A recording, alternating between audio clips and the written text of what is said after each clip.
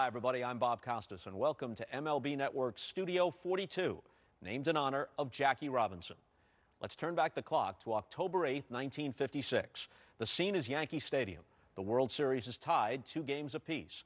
The defending champion Brooklyn Dodgers against their perennial World Series rivals, the New York Yankees.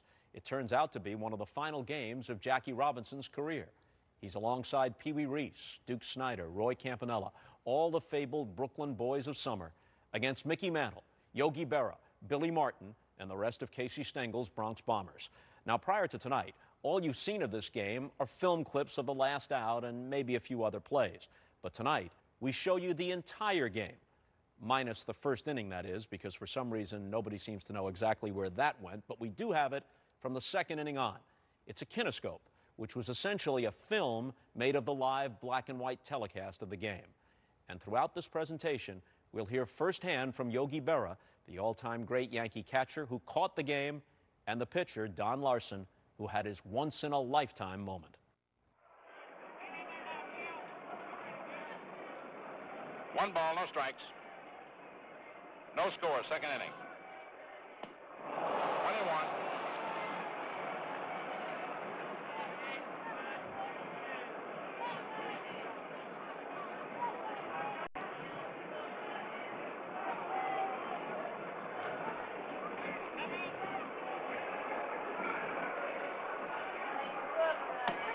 Strike 2, 1-2. On deck is Sandy Amaros.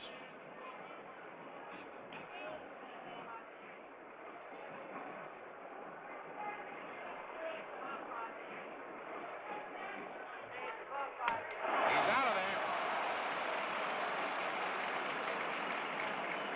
Don Larsen has what they call in the trade a sneaky fastball. Up comes Sandy Amaros. It is not the fastest ball that is thrown around, such as a Herb score. But he'll play around with you and suddenly sneak it in, and it jumps on you. Strike 1.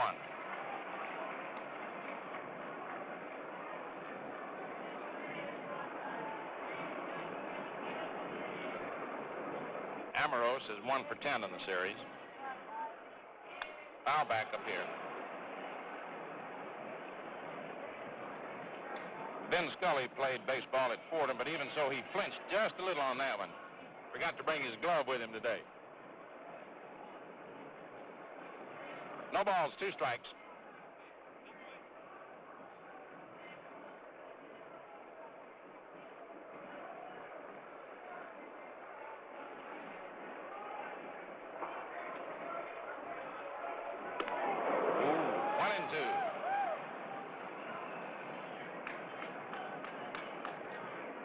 Sandy is a strong little fella, and so is Don Larsen.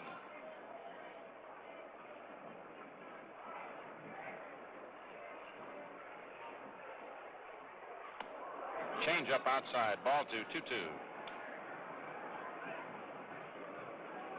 As Tom Sturdivant remarked last evening when he walked Amaros in the 9th inning, he said he knew that he could pull his fastball thrown even outside into the right field seats.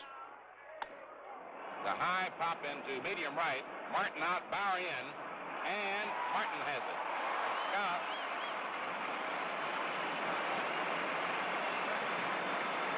No runs, no hits, no errors, no one left on.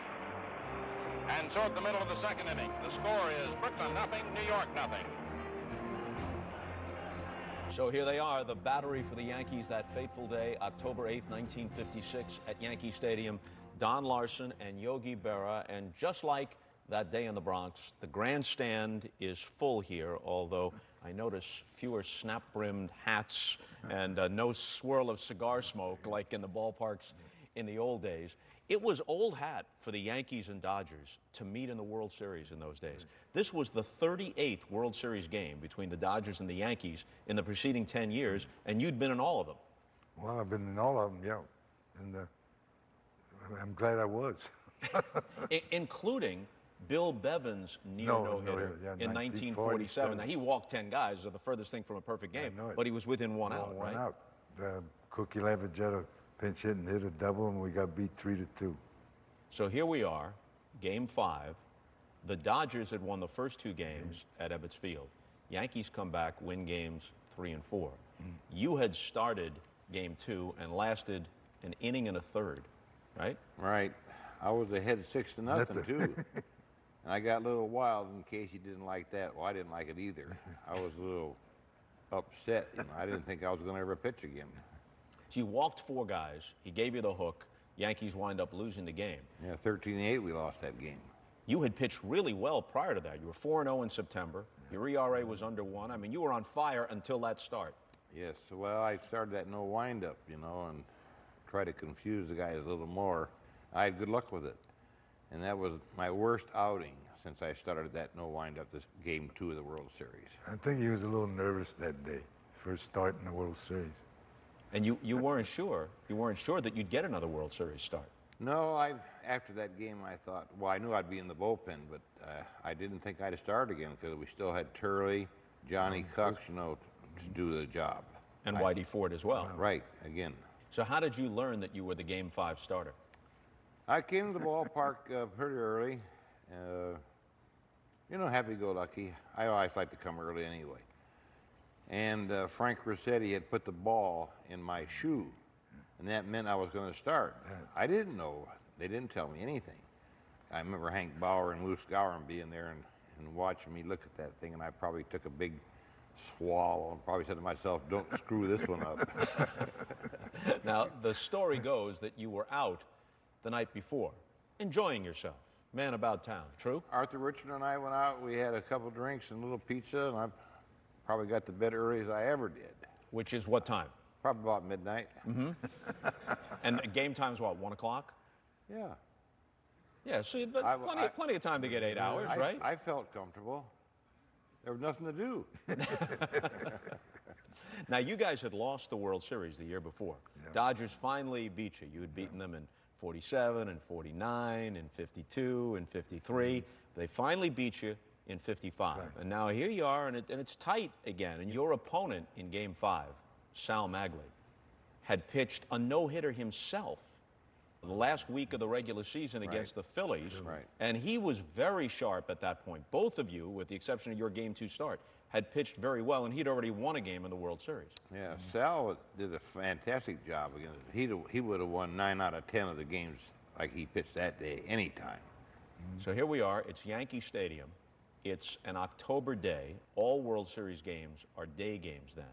And when we roll the kinescope, we're going to see that the shadows are a factor in the game. The shadows creeping between home plate and the pitcher's mound.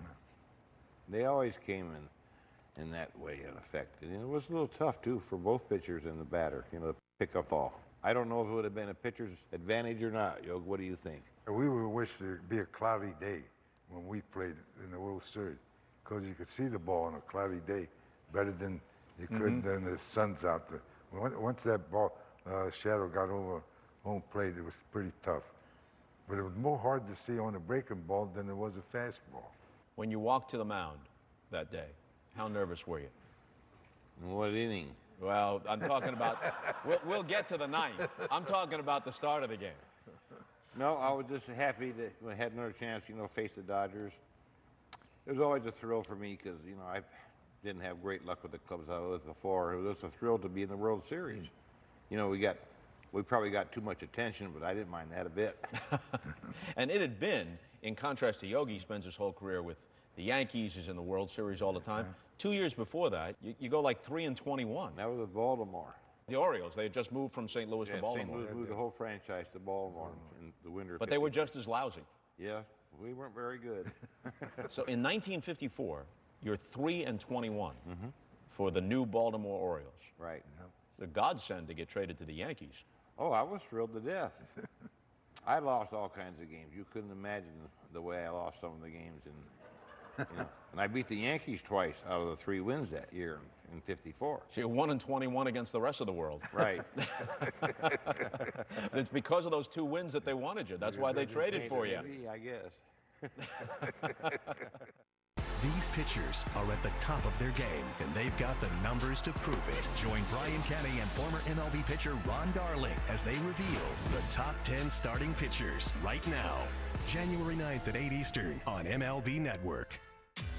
Choose Advil Liquid Gels for faster, stronger, and longer-lasting relief than Tylenol Rapid Release Gels. Because Advil targets pain at the source of inflammation. So for faster pain relief, Advil, the pain away. What? $6.99 for the DQ chicken strip basket. Oh, just $6.99 for the whole basket. But it's only for a limited time? Let's go get it right now. I'm driving. DQ, happy tastes good. Liberty Mutual customized my car insurance and I saved hundreds. That's great. I know, I've been telling everyone. Liberty. Liberty. How many people did you tell? Only pay for what you need. Liberty, liberty, liberty. Liberty. From what I know, Dream Series were built to get black players back into the game. Look at his feet, baby. Look at his feet. Stretch. There you go. Stretch. I feel like just by being out here, being myself, being ourselves, we can impact and inspire those who want to do it as well. Honestly, being a black catcher, I'm trying to defy the odds. To use T-Mobile for their mobile service. David and Dana have Spectrum Mobile. Both couples have 2 lines and both get unlimited data and nationwide 5G. But there's a big difference. With T-Mobile, Alex and Melissa pay way more. That's too much. Way too much. Plus taxes. And fees. With Spectrum, David and Dana get 1 unlimited mobile line for $29.99 and their second line free. All with no added taxes and no hidden fees. Start saving way more. Visit SpectrumMobile.com, a Spectrum store, or call 844-517-2999 today. David and Dana save big. Over $800 in savings.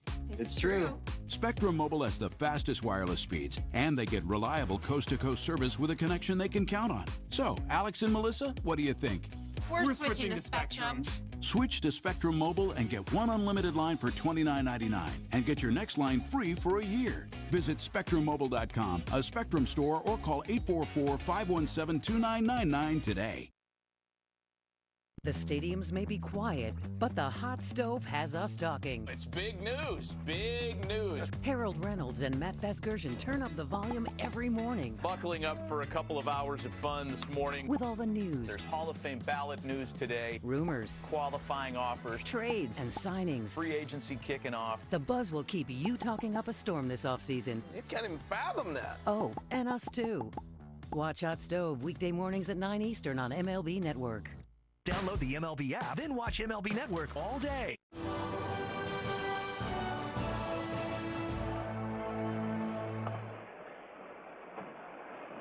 Last half of the second inning. Yogi Berra leading off for New York. Eno Slaughter on deck and Billy Martin to follow. Sal Maglie on the mound. Strike 1.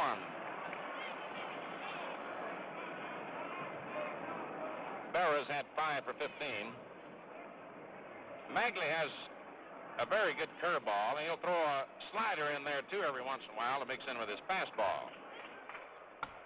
The looping pop fly down the left field line. Reese and Ambrose digging.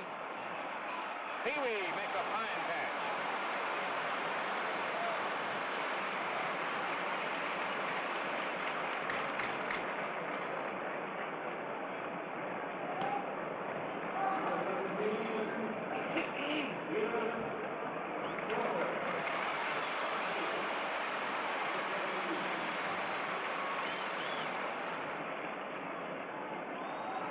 Slaughter getting a hand from the crowd who appreciates fine playing of a fellow at 40.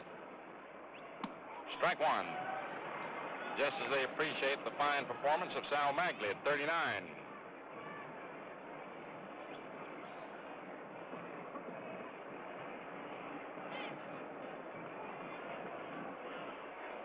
Outside, 1-1.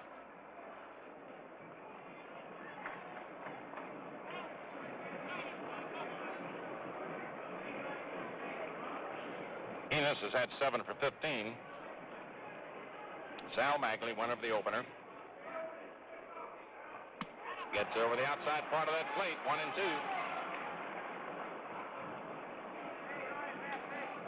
Nothing, last half of the second.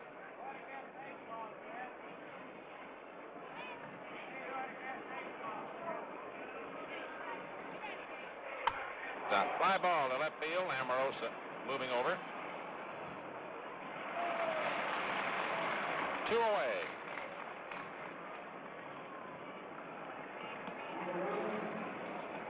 Now coming to bat is Billy Martin.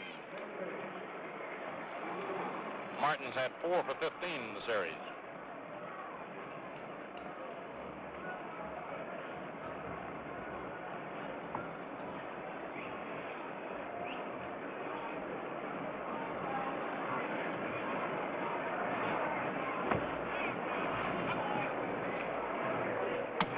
Strike 1.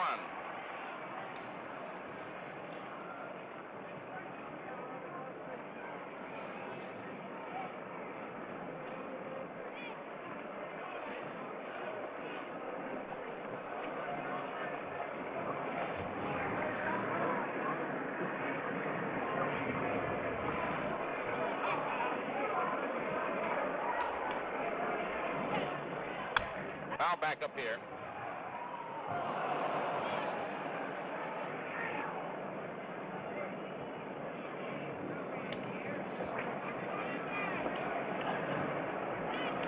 No balls, 2 strikes.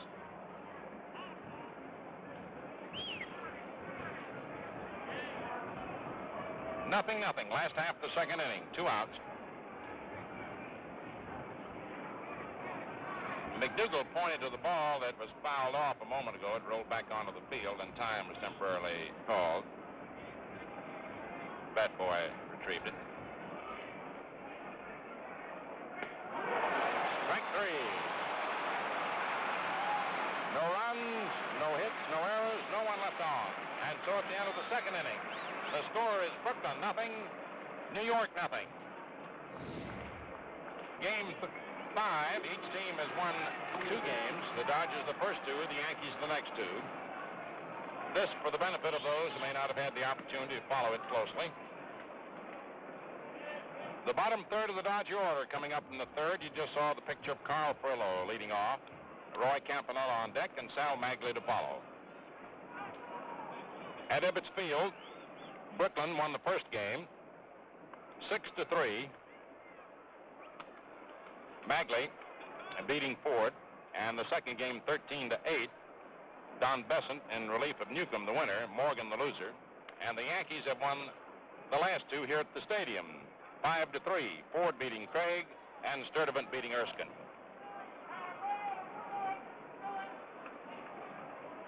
Don Larsen pitching to Carl Furillo. Strike 1.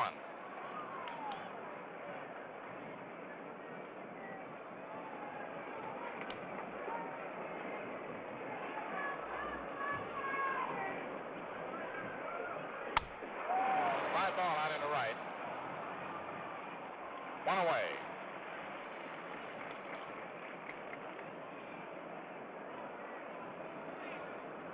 Furillo had 5 for 15 prior to that. Roy Campanella coming to bat. He's had 4 for 12. May I inject a thought here? You remember Slaughter's delay on a fly ball hit in the 9th inning. This time of the year, the shadows are different than they are during the regular season. Ball 1. And it becomes difficult for the outfielders to pick the ball up as it rises through the triple deck.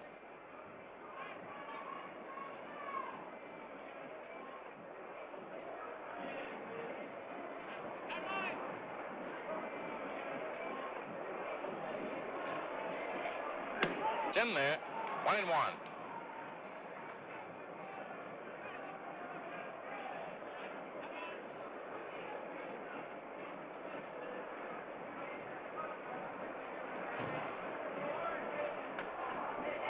Strike 2, 1-2.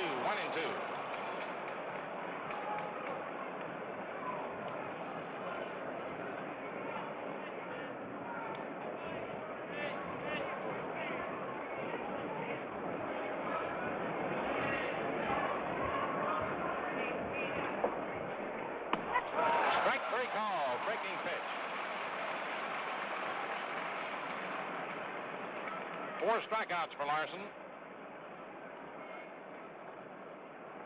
And Sal Maglie is coming out of the dugout.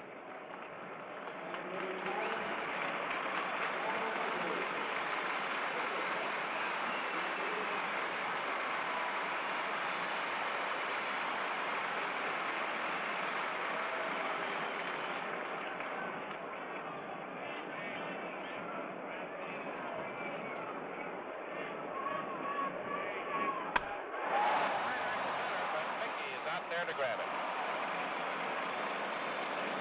Sides retired. No runs, no hits, no errors, no one left on. And so at the middle of the 3rd inning, the score is Brooklyn nothing, New York nothing. It's number 300. Gone! Clear the deck. Garcia, the legend, grows. MLB Network Countdown, the year's most electrifying moments. Saturday at 7 Eastern on MLB Network. Stay tuned to get this 5-piece Ultra Non-Stick Bakeware set free from Granite Stone. What the stuck? Holy bird, where's the lid? Are you tired of yelling at your old pans? You know you need a new set, but the prices are so high it's obscene. Well, a kitchen full of the most durable Ultra Non-Stick cookware is now available at the best price anywhere, and it's Granite Stone. The fast, easy way to cook gourmet family meals quick that just don't stick. No butter or oil needed. Each piece of Granite Stone cookware is pressed from a solid aluminum disc for even heat conduction and coated 3 times with our durable Ultra Non-Stick Granite Stone finish. Granite Stone is oven rated up to 500 degrees for outstanding roasting and come with vented tempered glass lids to prevent boilover. Plus, all Granite Stone cookware is 100% dishwasher and metal utensil safe. Look, you'd expect to pay up to $500 for a professional quality cookware set. But during this special TV introduction, you can get the Granite Stone 12-piece cookware set, not for $5, $4, or even $300, but for the factory direct price of just 5 easy payments of $49.95. And for everyone who orders today, we're going to drop 1 payment. You get it all for just 4 easy payments of $49.95. As a bonus, we'll include our self-draining fry basket, stainless steel steamer insert, and the steamer rack, absolutely free. And there's even more. You'll get our 5-piece Granite Stone bakeware set, the fast, easy, ultra non-stick way to bake up your favorite desserts. Together, they're a $110 value, yours free. That's an incredible 20-piece Granite Stone set, all for just 4 easy payments of $49.95. Plus, we'll ship your entire order free. Order now. To order, call 1-800-916-3719 or go online to granitestoneset.com. That's 1-800-916-3719 or go to granitestoneset.com. Thursday, travel back to the early days of baseball. Learn the surprising story of how the game was born and how it became our national pastime. Baseball, directed by award-winning documentarian Ken Burns. Thursday at 8 Eastern on MLB Network.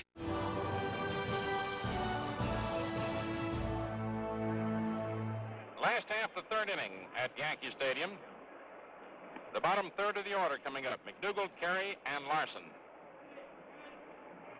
We're showing you this shot because you see the framework. This is at the bleacher wall. Normally, there is a canvas curtain there put up so that the hitters will have a good background.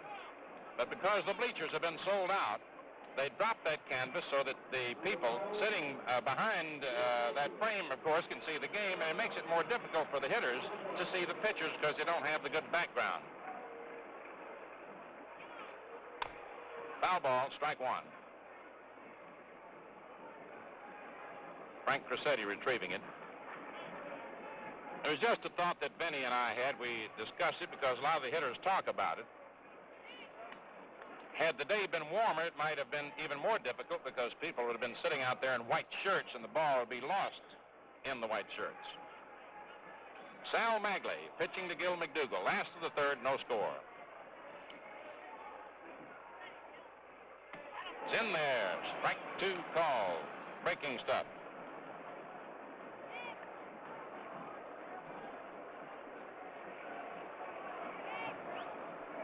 McDougal's had 2 for 11.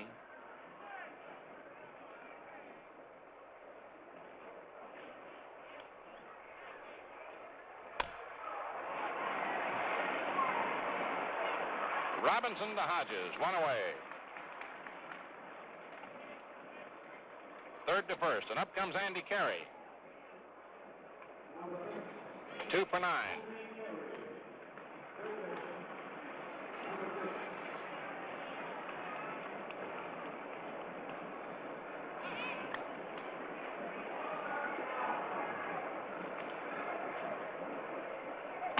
Inside, ball one.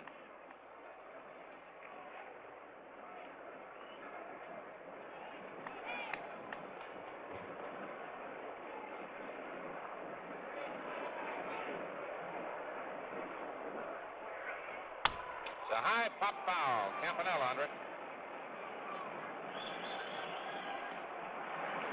2 down.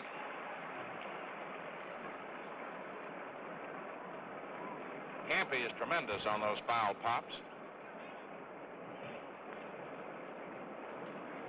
Don Larsen has not yet emerged from the dugout. Here he comes.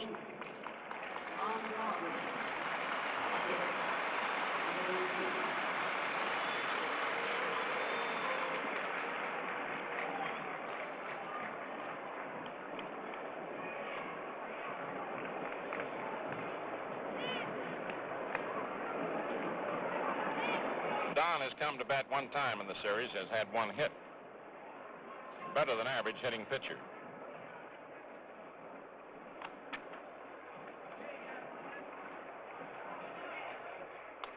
Ball one.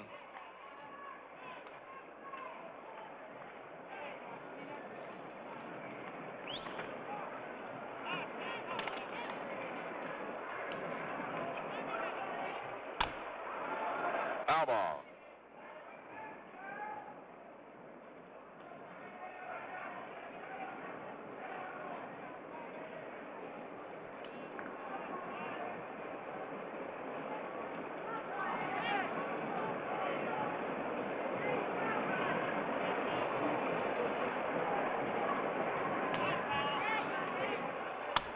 A high pop right around the plate again.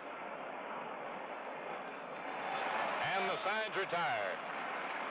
No runs, no hits, no errors, no one left on. And each pitcher has gone through the first 9 men in order. And so at the end of the 3rd inning, the score is Brooklyn 0, New York 0. I got one of the greatest guys that ever wore a uniform sitting here, Carl Hubbell, old square pants, who pitched for the New York Giants, won 4 games in World Series play, lost 2, now in charge of the Giants farm system. Carl, it must have been a great thrill to have been admitted to the Hall of Fame. Yes, it certainly was, Mel. I think that's one thing that most any ball player that's been in the big leagues for any length of time, they hope for, and then whenever it happens, well, it really is a wonderful feeling to a person. How about your old sidekick here, Sal Maglie, performing out here? Well, great, hasn't he? He certainly has. That's another thing. It's one of the nice things about an older ball player, you know, that he can come back right on the end and have a great season. Speaking about Carl Hubbell winning 4 and losing 2 in World Series play, this fact and others can be found in the Vest Pocket Encyclopedia of Baseball. Jim Gilliam grounding on the first pitch to Martin, 1 away.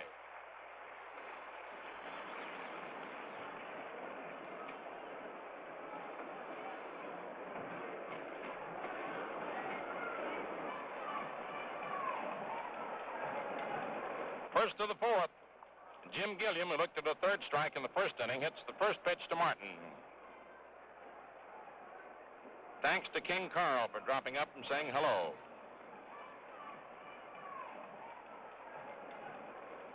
Huey Reese, who looked at a 3rd strike in the 1st inning, is up. An accidental swing. 2 away. Martin to Collins. Pee-wee apparently was trying to check his swing. Here is the Duke, flying to right field in the 1st inning.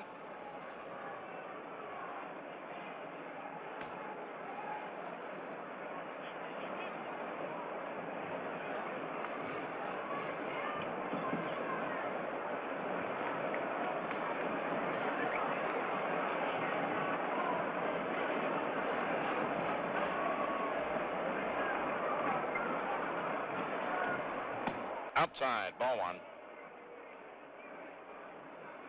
Don Larsen pitching to Duke Snyder.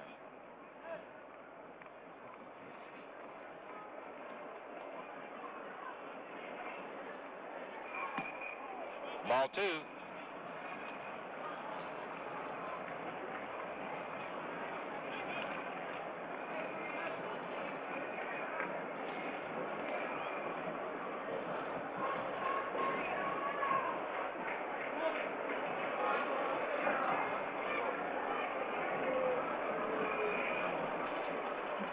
There's a drive, and it is going foul. Ed Runge down the right field line. Way into the last second, of course. That ball is mighty close. And as our camera followed the flight of the ball for you, we put our eyes on the foul line umpire. And believe me, he didn't signal in a hurry. He had to wait. That's how close it was.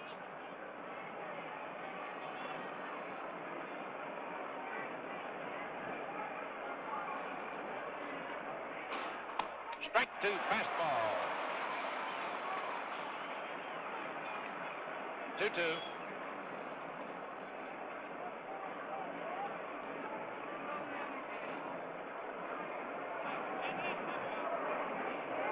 Two balls, two strikes, 2 outs, no score, 4th inning.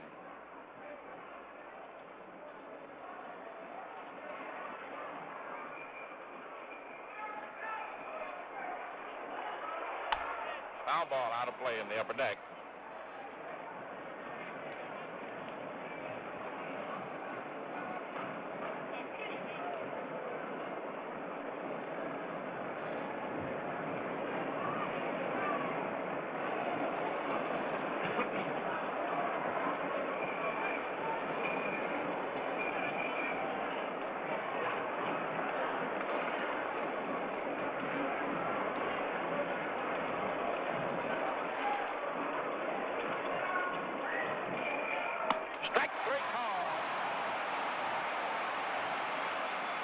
Retired, no runs, no hits, no errors, no one left on. And so at the middle of the 4th inning, the score is Brooklyn nothing, Yankees nothing. He flirted with 400, and his infamous pine tar incident rocked the game. Get the inside story of the King of Kansas City and what drove his relentless passion to be the best. MLB Network presents Brett, tonight at 8 Eastern on MLB Network.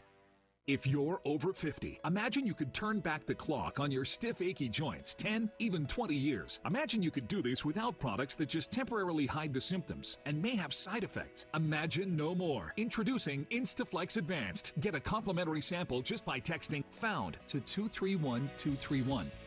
Instaflex Advanced is different because it targets the root cause of joint soreness and stiffness. It doesn't just cover up symptoms. Instead, it bathes your joints in its unique combination of 5 key natural ingredients found in no other product. Key ingredients backed by 5 clinical studies. Instaflex Advanced is so powerful, you could have better knees in just 1 week. Maybe that's why it's the #1 selling joint brand at GNC. But you can only get your complimentary sample by texting FOUND to 231231. Plus, text now and we'll include a tube of Instaflex pain cream with its exclusive oxygenated oil for fast-acting relief from the pain of arthritis, backaches, and sore muscles. Absolutely free. Text FOUND to 231231.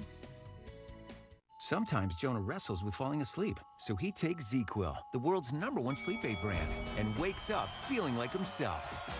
Get the rest to be your best with non-habit-forming ZzzQuil. Better days start with ZzzQuil nights.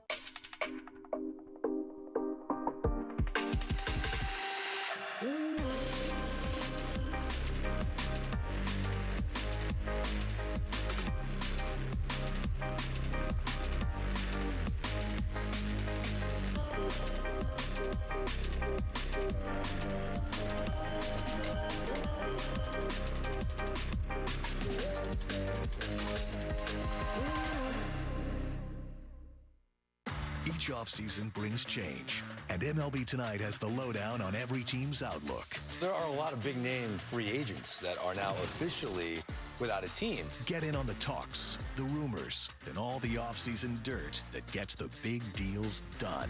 This is a huge signing for him. I understand why he did it. They can't walk away and not get anything. We see what this market's doing. They're ready to win. Their fan base is hungry. MLB Tonight, weeknights at 6 Eastern, only on MLB Network.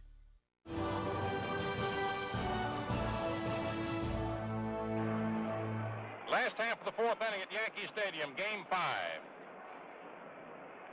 Each team's won 2 games. Game 6 will be played tomorrow at Ebbets Field. Our air time, 12:45 Eastern Daylight Saving Time. It'll be the top of the Yankees order: Hank Bauer, Joe Collins, and Mickey Mantle.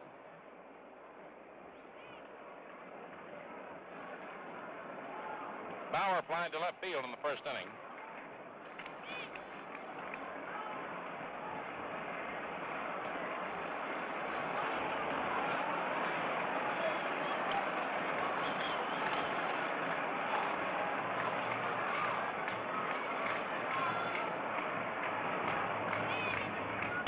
It's a high foul coming back out of play. Strike one.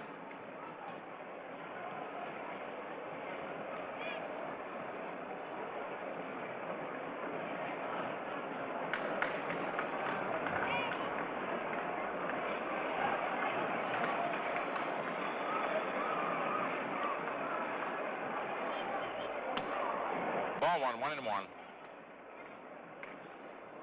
Looked as if Hank had an idea of trying to drop one down.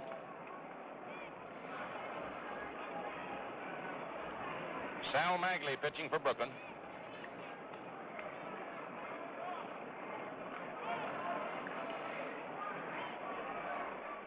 Strike two. Maglie calls himself a curveball pitcher. He has a fastball that he uses now and then, either to sneak by a hitter for the strike when he figures the hitter's not looking for it, frequently as a waste pitch to set up the curve.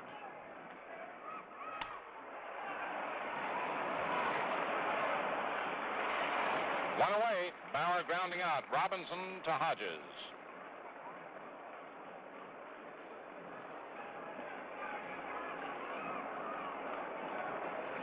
Up comes Joe Collins, who dropped a bunt down the third base line in the first inning, and Jackie Robinson threw him out. Jackie, by the way, plays in closer for Hank Bauer, who just batted, than any third baseman we've seen all season. Strike one, got the outside part of the plate. 0-0, last of the fourth.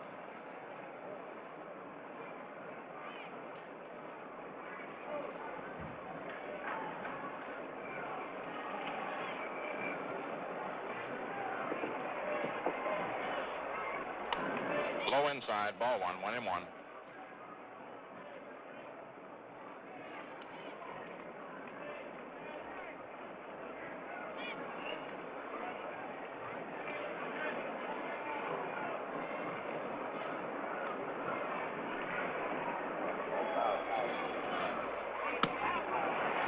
Strike two, 1-2.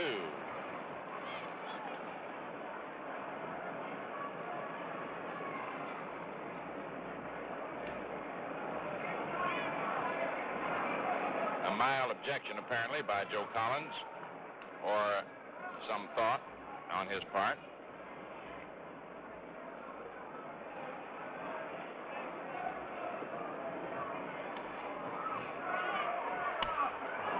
A looping pop foul. Jackie can't get it. It's out of play.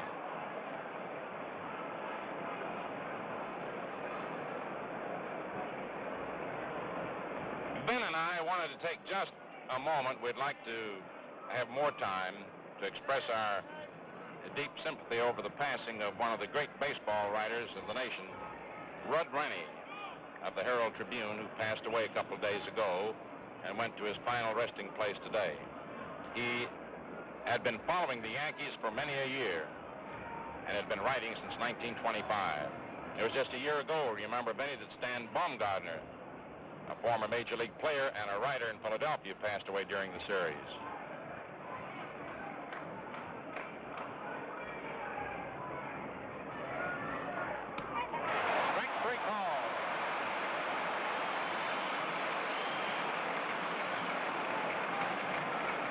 we're looking at some pitches. Here's Mickey Mantle flying to left in the first inning.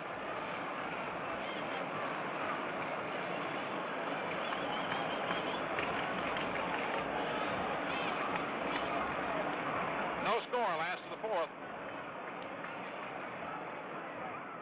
Gets it over there for a strike.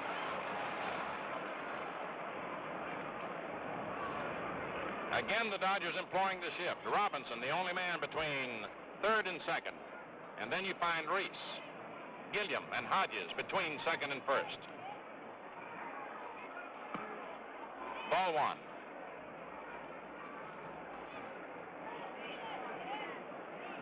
The Dodgers feel if Mantle wanted to take advantage of the shift and try to bunt down the third base line or go to left field, that's perfectly all right with them.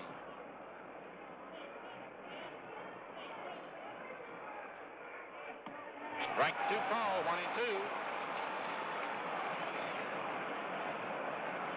You may have noted that many players on both sides today have been taking a lot of pitches for strikes.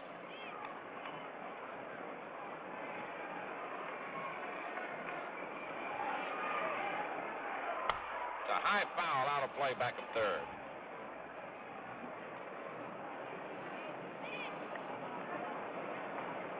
Battery of cameramen, including our own TV men in that area. No score, last of the fourth. 2 outs.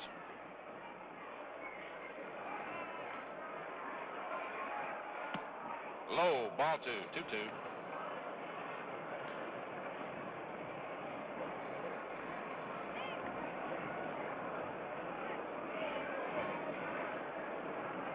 Sal Maglie wasting a low fastball on Mantle. This fellow really operates. He sets a hitter up.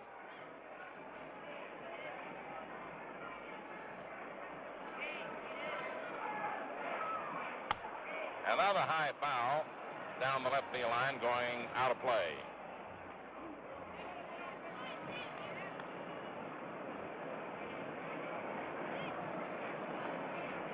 Two balls, 2 strikes, 2 outs. Last of the fourth, no score.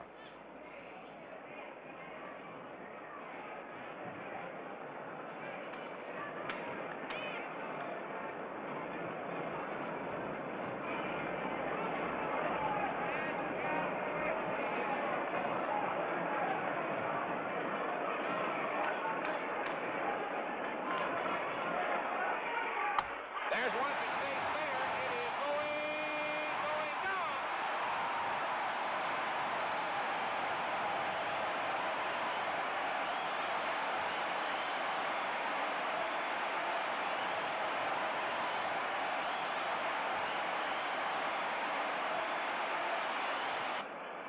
Achieves his third home run of the series, his 8th in World Series play. 2 behind Snyder and Gehrig, and 7 behind Babe Ruth. These facts and many others you'll find in the Encyclopedia of Baseball. Strike one.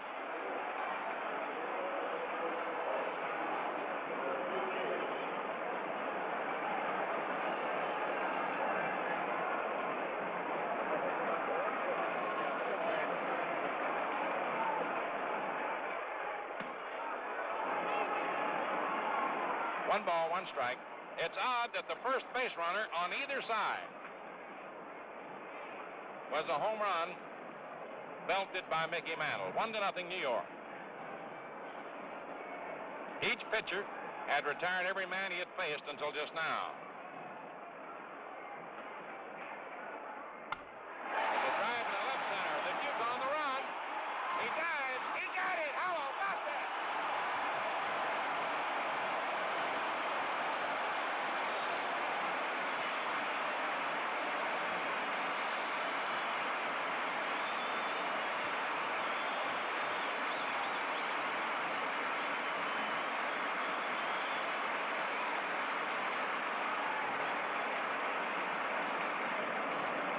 Well, you just saw 2 of the greatest center fielders in baseball, one belting it for a homer, and the other making one of the most sensational catches you'd ever want to see 1 run, 1 hit, no errors, no one left on. At the end of 4 innings, the Yankees won, the Dodgers nothing. Your complete totals out to the right of your screen. Mantle was a tremendous World Series player. Hit 18 World Series homers, hit 3 in that World Series. Well, Mickey was a pretty good hitter. You make a mistake on him, it's gone. You know, I used to tease him, you know, he hit them 500-foot home runs. I said, what's the difference if you hit it 300 feet or 500? It counts for 1. But his were more impressive. I know it. They were farther. That's it. So now you got a 1-0 lead. And at this point, you probably have a sense. You don't know what's going to unfold. Nobody could have anticipated that. But you got a sense that this is going to be a close game. This isn't going to be an 8-6 game. Well, the way we were both working, you know, the game was going pretty fast, and nobody had a time to really relax or think much about it. You know, the game went on pretty good. And I was happy with that fact because sometimes you can get out of a groove if you have a long inning or something like that. I think it's important the way we both worked that day to make it go quickly. And by this time, you've worked 4 innings, you've set down 12 in a row. Are you feeling a groove now? Not really. Not yet? Nope. No, I was just trying to do my best job I could, you know, from then on. Campanella behind the plate, it looked like there were some times when Maglie was either shaking him off or maybe calling some of his own pitches. But Don never shook you off, right? No, he didn't shake me off once, no. 97 pitches, all the ones you called. Oh, right. We didn't want to screw a good thing up. Could you sense early on that he had especially good stuff? He had good stuff. Anything you called, he got it over and put him in the right spots. That's what did it. He had a good breaking ball that day. A good he kids himself. He had a good fastball. He threw it pretty darn hard that day. And everything came to place. It's all. We fake sometimes. Like we had to sound like I shake my head. You know, don't throw it, but I keep the same finger down. That'll make the hitters think a little bit. How did this no wind-up thing help you? Did it help your control? Well, I think it helped me concentrate more on the plate, you know, and the catcher. I didn't need to take the big old wind-up. I could still throw as hard without it. But I thought it made me concentrate more on Yogi or whoever was catching me.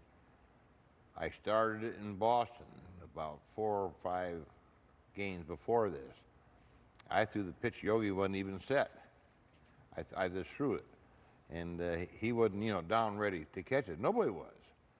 I came out to the park that day. I was having a little trouble. I asked Jim Turner if I could try something new. With his gentleman's laugh, he said, I don't care what you do as long as you win.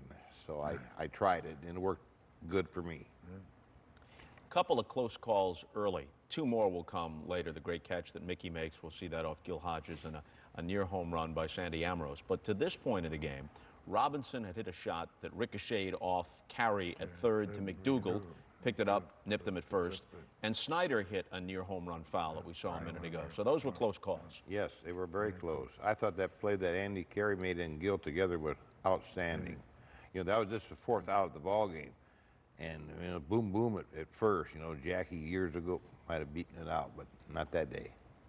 You know, you look at this game, in addition to the fact that it happens to be a perfect game, what gives it its context and meaning really is it's Yankee Stadium. It's the Dodgers and the Yankees in that era. These are the Hall of Famers that were in this game. Campanella, Berra, Robinson, Mantle, Snyder, Pee Wee Reese, Enos Slaughter. Not in the game, but in the series, Whitey Ford. 2 young pitchers on the Dodger roster, future Hall of Famers Don Drysdale and Sandy Koufax. Both managers, Walter Alston and Casey Stengel, go to the Hall of Fame. 3 guys who broadcast the game go to the broadcaster's wing. The 2 on this kinescope, Mel Allen and Vin Scully, and the radio guy, Bob Wolf. That's 15 Hall of Famers directly involved in this game. That was a great feeling, you know, to know that. I think about that every now and then. Good feeling. All those Hall of Famers, but none of them had as good a day as you did. No one ever had as good a day. I think we all had a pretty good day. I had a better one, but everybody had a good one. All right, we've gone through 4. We've gone through 4. The Yankees lead at 1-0 on the Mantle home run. Don Larsen working on perfection. Interesting doings in the 5th, and we'll get to it when we return in just a moment on the MLB Network. The hot stove has us talking. Buckling up for a couple of hours of fun this morning. With all the news, rumors, trades, and signings. This is such a huge story. Watch Hot Stove weekday mornings at 9 Eastern on MLB Network. From meat-free Monday to sizzle pan Sunday. So many ways to save. Life ready, wallet happy. That's 365 by Whole Foods Market. So you have diabetes and your glucose is heading low. Dexcom G7, the most accurate CGM, can alert you before you go too low. Now that's more peace of mind with Dexcom G7. If you're over 50, imagine you could turn back the clock on your stiff, achy joints 10, even 20 years. Imagine you could do this without products that just temporarily hide the symptoms and may have side effects. Imagine no more. Introducing Instaflex Advanced. Get a complimentary sample just by texting FOUND to 231231. Instaflex Advanced is different because it targets the root cause of joint soreness and stiffness. It doesn't just cover up symptoms. Instead, it bathes your joints in its unique combination of 5 key natural ingredients found in no other product. Key ingredients backed by 5 clinical studies. Instaflex Advanced is so powerful, you could have better knees in just 1 week. Maybe that's why it's the #1 selling joint brand at GNC. But you can only get your complimentary sample by texting FOUND to 231231. Plus, text now and we'll include a tube of Instaflex pain cream with its exclusive oxygenated oil for fast-acting relief from the pain of arthritis, backaches, and sore muscles, absolutely free. Text FOUND to 231231. They are some of the hottest videos on social media. Those videos claiming to instantly get rid of bags under your eyes. Annette Figueroa is here to tell us why she says this one is for real. This one is for real, and I'm so excited. Not only does it work on the bags, it works on the appearance of crow's feet, fine lines, and wrinkles. We even have a video, and all he uses is a small amount, and that's how easy it is. And I did this to my father. We were at home. 4 minutes, 34 seconds, completely gone. My real true opinion is holy words I can't say on camera. This is absolutely unbelievable. I mean, I could feel it just lifting my skin. It was amazing. It feels good. Feels great. Looks even better. At our $14.95 price, it's the best way to try Plexiderm and see it work for yourself after your first application. Your solution is at plexidermtrial.com or call the number on your screen. On MLB Network, relive all the action, all the excitement, and all the amazing moments that are the 2023 WBC quarterfinals. The World Baseball Classic Marathon begins Saturday 1 Eastern on MLB Network.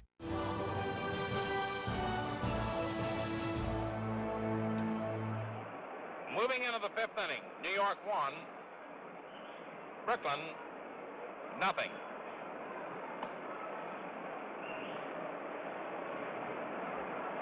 Duke Snider got an ovation as he trotted into the Dodger dugout for that spectacular play, robbing Yogi Berra of at least a double. And, of course, had the ball bounded by him, it could have been an inside-the-park homer. A chance taken by the Duke because the other 2 outfielders had not time to get in behind him. That ball was so hard and hit. He got an ovation for that. And meantime, Mantle was running out to his position in center and got an ovation from the stands for his homer. First half of the 5th inning. Jackie Robinson, Gil Hodges, and Sandy Amaros are the first 3 men up for Brooklyn. Jackie robbed of a base hit in the 2nd inning on a liner, deflected off the glove of Carey to McDougal, who threw him out. Don Larsen pitching. Ball 1.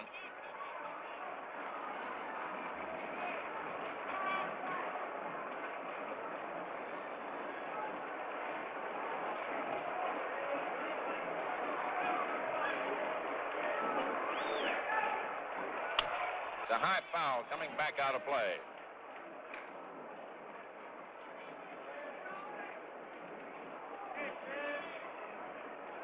All the umpires have done a great job in this series, and Dusty Bodges of the National League brushed out into center to be right on top of the play that Snider made, to be in position to make certain that he caught it and didn't trap it.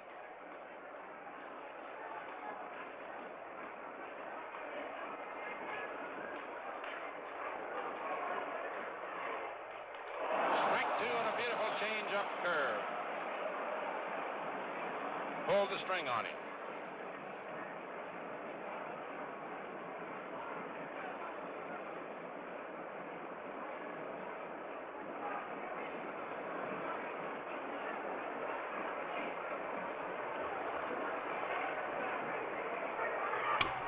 High foul down the left field line and out of play.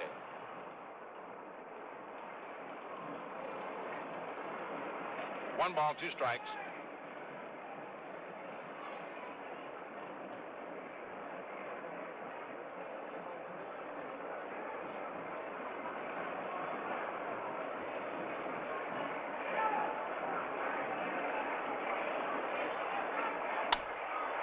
Fly ball hit out into right.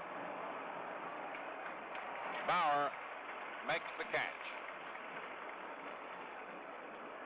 One down, and here's Gil Hodges, struck out in the second inning. Yanks 1, Dodgers nothing, fifth inning.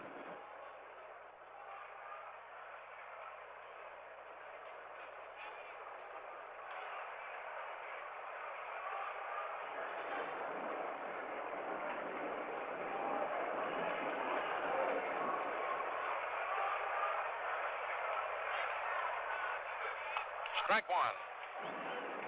Don Larsen using a variety of speeds on his curveball and whipping his fastball in there, mixing it up nicely. He's sneaky fast. Fastball, strike two, nothing in two.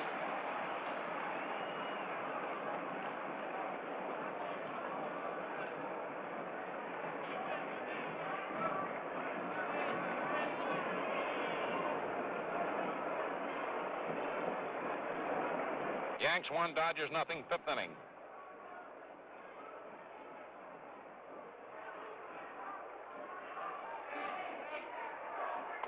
Low outside, 1 and 2.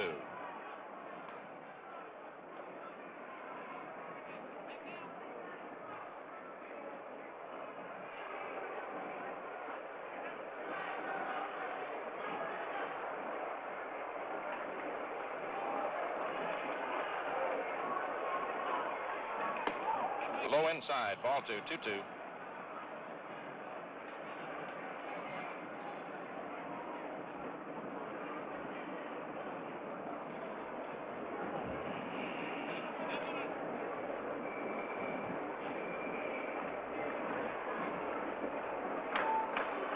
Two balls, two strikes, one out.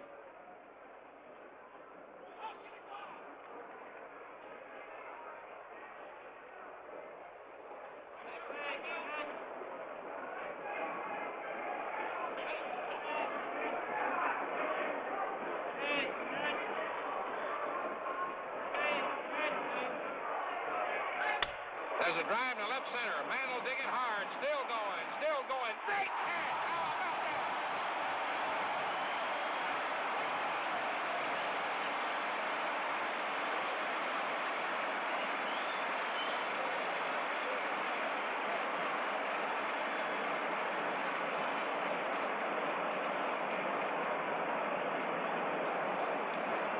Today you are watching World Series play. Duke Snider in the last half of the fourth, coming up with a spectacular catch. And Mickey Mantle coming up with another one. Sandy Amaros, the batter. Popped out in the second inning to Billy Martin. Ball one. Mickey doesn't get as good a jump on a ball as some outfielders, but he has such sheer speed that he sometimes even overruns him. There's a strike. He caught up with that one.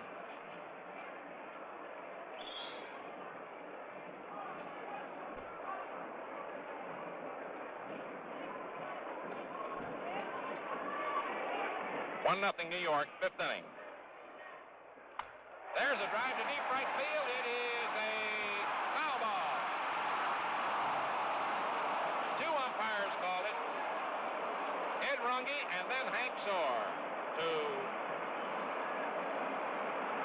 let the fans know at once it was mighty close.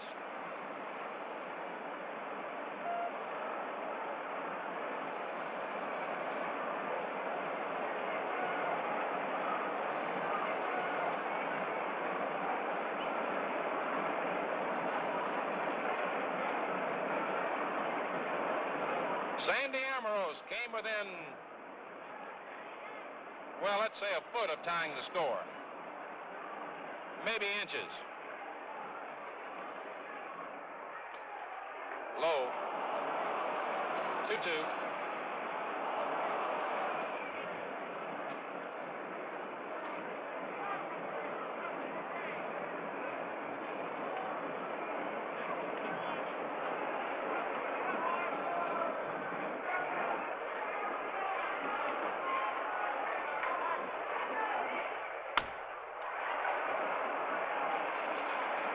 Martin to Collins, and the sides are tired. No runs, no hits, no errors, no one left on.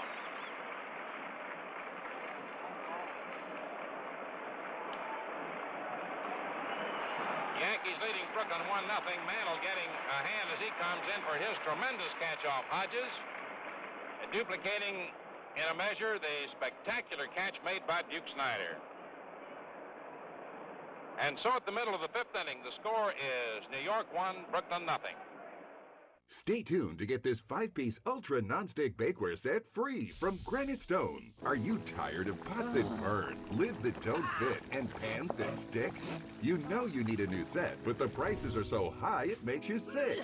Well, get ready for a kitchen full of the most durable Ultra Nonstick cookware at the most affordable price anywhere. Introducing Granite Stone Blue, the fast, easy way to cook gourmet family meals every day. Each piece of Granite Stone cookware is pressed from a solid aluminum disc for even heat conduction and coated 3 times with our durable Ultra Nonstick Granite Stone Blue finish. Granite Stone Blue is oven rated up to 500 degrees for outstanding roasting and come with vented tempered glass lids to prevent boilover. Plus, all Granite Stone cookware is 100% dishwasher and metal utensil safe. Look, you'd expect to pay up to $500 for a professional quality cookware set. But during this special TV introduction, you can get the Granite Stone Blue 12-piece set, not for $500, $400, or even $300, but for the factory direct price of just 5 easy payments of $49.95. And for everyone who orders today, we're going to drop 1 payment. You get it all for just 4 easy payments of $49.95. Granite Stone cookware is so durable, it comes with a 10-year warranty. As a bonus, we'll include our self-draining fry basket, stainless steel steamer insert, and the steamer rack, a $50 value, absolutely free. And there's even more. As a special gift, you'll get our 5-piece Granite Stone Blue bakeware set, the fast, easy, ultra nonstick way to bake up your favorite desserts. No grease or oil needed. Together, they're a $110 value, yours free. That's an incredible 20-piece Granite Stone Blue set, all for just 4 easy payments of $49.95. Plus, we'll ship your entire order free. Order now. To order, call 1-800-916-4109. That's 1-800-916-4109, or order online at granitestoneblue.com. My daughter Brinley is here at St. Jude. We came here for her second relapse of acute myeloid leukemia. Coming here was literally life or death. We feel that we, on a small level, at least are helping change the world, helping increase the survival rate for children. It's a very sad world where children don't get to grow up as adults and, live their lives. You just want to show them your little girl and be like, you're giving me her, you're giving us time. You look at everyone and they're all so different. They all come from different places. They all have different views, but everyone there was there for one mission. In this world, it seems like a very unreal thing for so many people to come together and just give.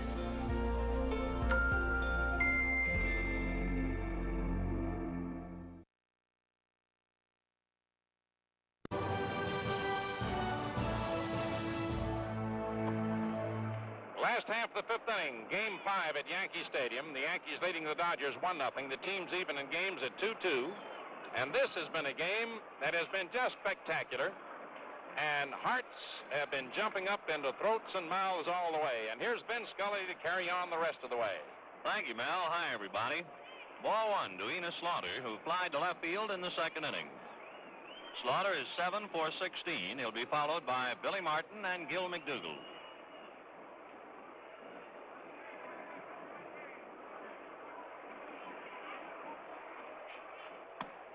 Ball 2.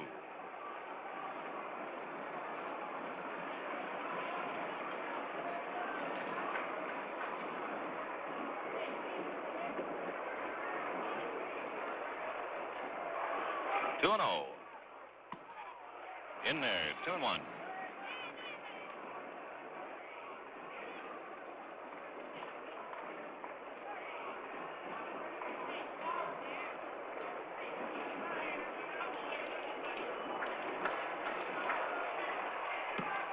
Ball 3.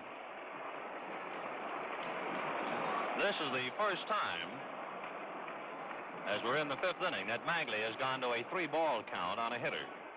3-1.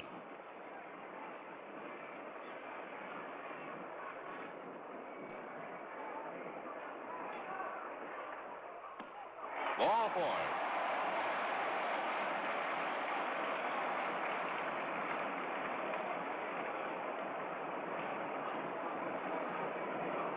Billy Martin struck out in the 2nd inning. Billy is 4 for 16. Yankees 1, Dodgers nothing. Nobody out. Last of the 5th inning.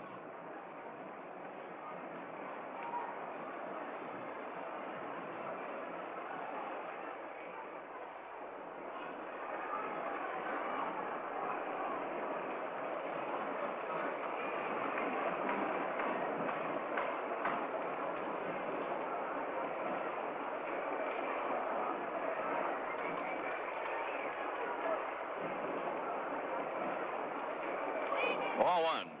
See Martin move up on that pitch, perhaps trying to take a shot to right.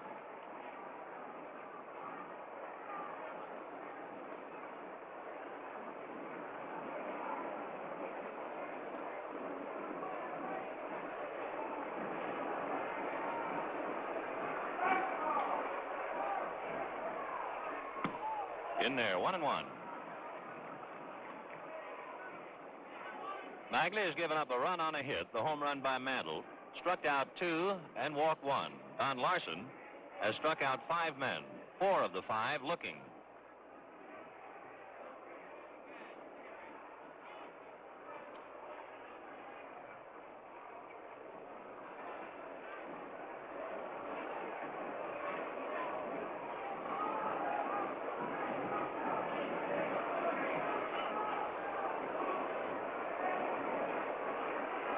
One and one.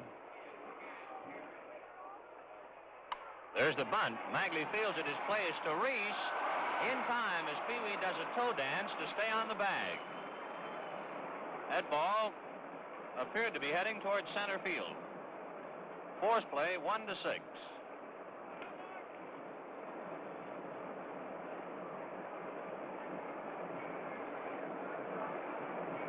Gil McDougall bounced out 3rd to 1st in the 3rd inning. 0 for 1. Gil during the series has 2 hits for 12 at-bats.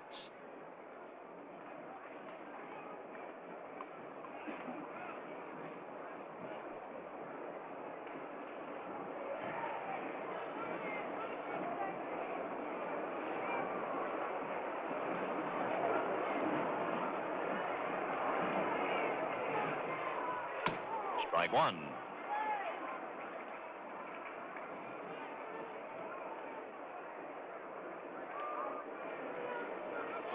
Billy Martin at first, held on by Hodges. 1 out on the 5th, 1-0 Yankees.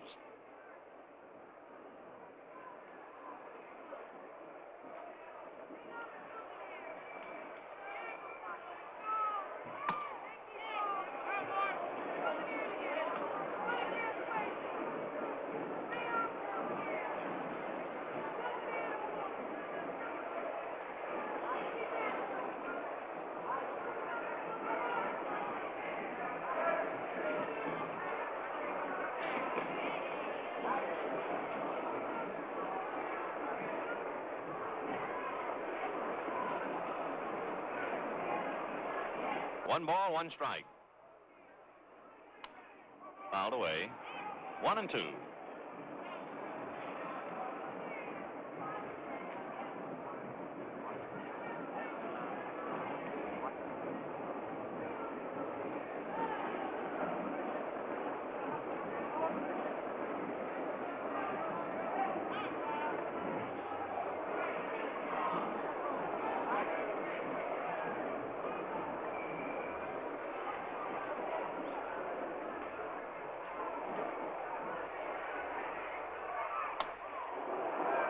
first.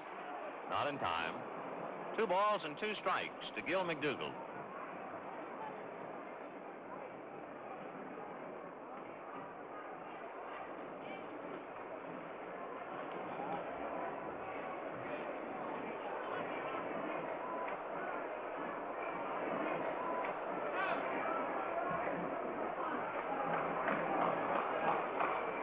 Two and two. Martin goes. Pitch is fouled at the plate.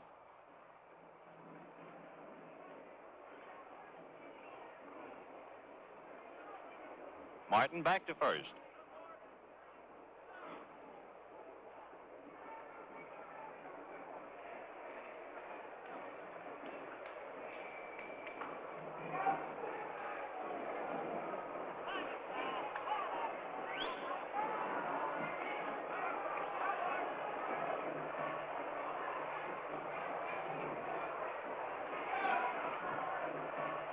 Two and two.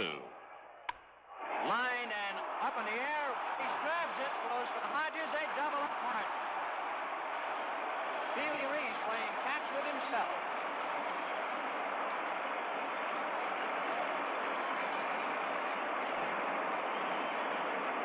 That ball jumped out of Pee Wee's glove as if there was a spring in it. Then he caught it and fired to Hodges. Double play, 6-3. For the Yankees in the 5th inning. No runs, no hits, no errors, nobody left on base. The score at the end of 5, the Yankees 1, the Dodgers nothing. All right, so Sandy Amorose grounds out. It ends the inning. Through 5, you're still perfect, but in that top half of the 5th, 2 balls really hit hard. The Hodges drive into left center that Mantle makes the great running backhand catch on, and Amorose comes very close to wrapping one inside the foul pole. It's just on the wrong side, or the right side for you. Gil nailed that ball pretty good, but you know, I never thought Mickey was the greatest outfielder, but he could run like a deer, and I knew he was going to catch that ball.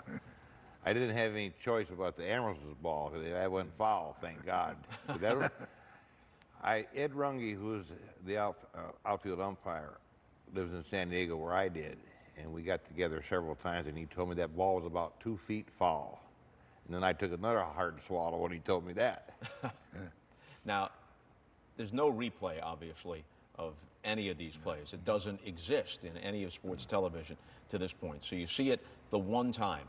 But what younger viewers especially have to appreciate is the size of the old Yankee Stadium. And Mantle is playing, it looked like, straight away, certainly not pulled over toward left center. He goes all the way on the left field side of the 457 sign in Death Valley. That is a long, long run. That ball would have been a home run in any other park today, period. He got a tremendous jump on it, and then he just outran it, right? Mickey outran a lot of balls. Now, if Mickey doesn't catch that one, it's probably a triple. Oh, yeah. And the thing that people lose track of is they're thinking perfect game as they watch this now. The score of this game is 1-0. He'd be on third base with 1 out. You're thinking about the game, not the perfect game. Right. You know, he could lose the ball in the crowd, too, on that kind of ball hit that like that, too. So every no-hitter or perfect game, just about, has a few near misses. Those were 2 back-to-back right there in the 5th. That's probably your roughest patch of the game. I think it was. All right, so 5 in the books. It's a 1-0 game on the Mantle home run, and the Dodgers still have nothing to show for the afternoon against Don Larsen.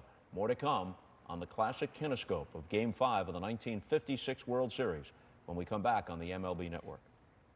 These pitchers are at the top of their game, and they've got the numbers to prove it. Join Brian Kenny and former MLB pitcher Ron Darling as they reveal the top 10 starting pitchers right now. January 9th at 8 Eastern on MLB Network. After 50, sore joints, they can slow us down. I'm not ready for that. I found a secret to turn back the clock on my stiff, achy joints by years without products that just temporarily hide my symptoms and may have scary side effects. My secret?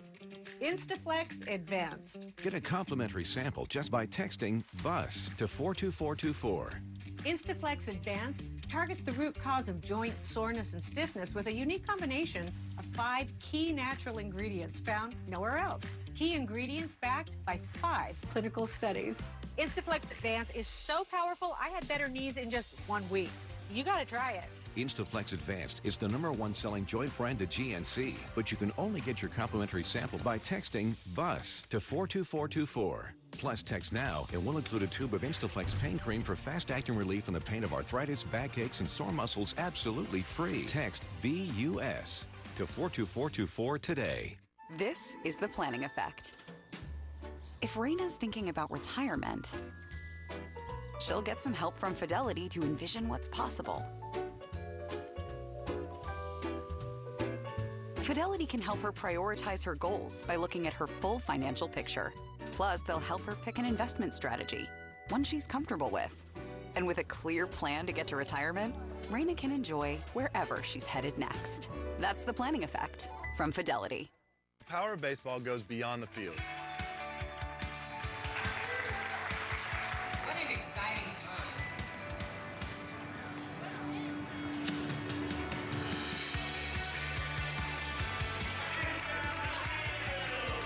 Stand up,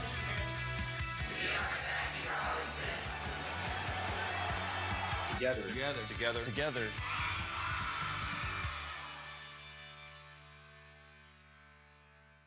Sunday on MLB Network. Baseball's top sluggers swing for the fences on the stage where these power hitters get to shine bright. What a show! You're leaving with a souvenir. The Home Run Derby Marathon, beginning Sunday 1:30 Eastern only on MLB Network.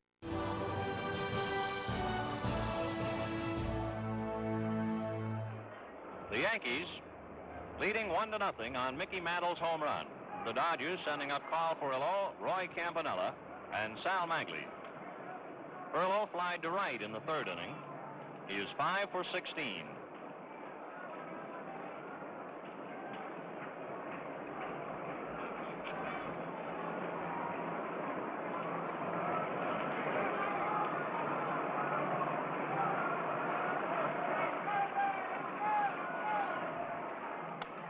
Fouled away.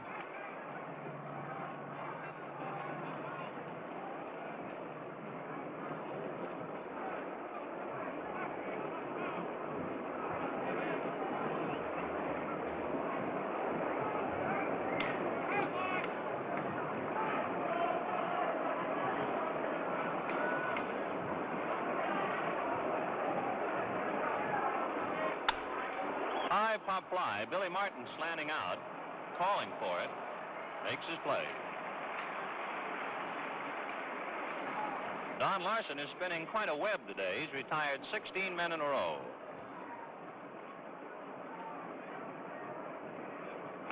Roy Campanella struck out looking in the third inning. 0 for 1 and 4 for 13.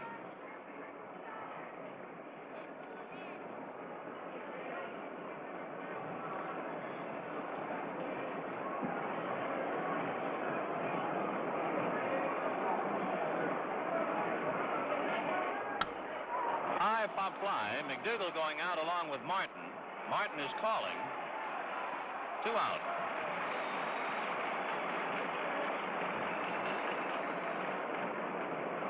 The hardest hit ball for Brooklyn thus far in 5 2/3 innings was the line drive by Hodges into left center that was backhanded by Mickey Mantle. And now here's Sal Maglie.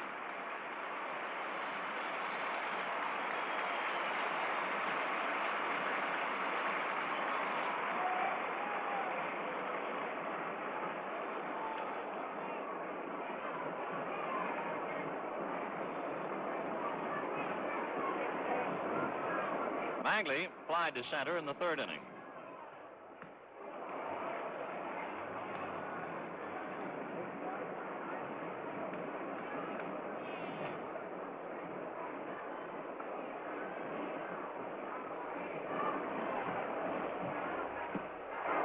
On 2.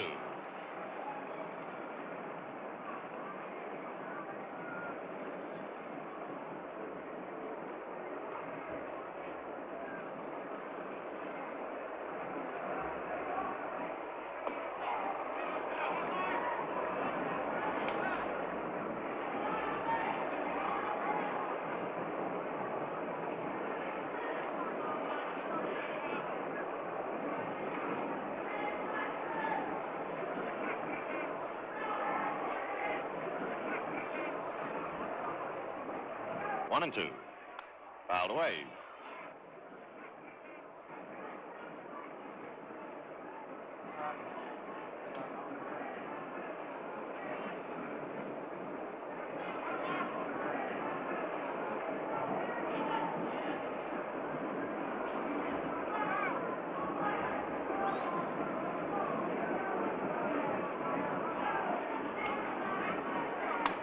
Fouled away, and the count remains 1-2.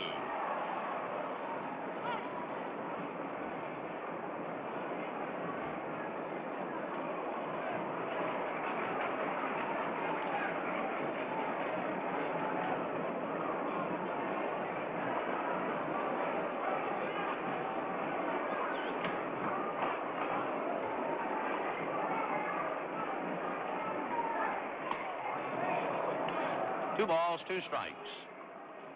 Two out, bases empty in the sixth inning. The Yankees won, the Dodgers nothing. Mickey Mantle's home run with two out in the fourth inning has been the difference.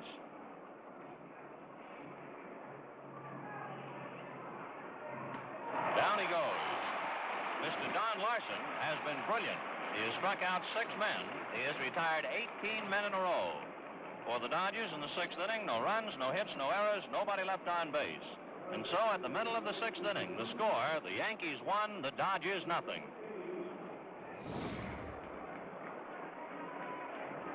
Last of the sixth inning, 1-0 Yankees. Andy Carey, Don Larsen, and Hank Bauer. A line base hit to center.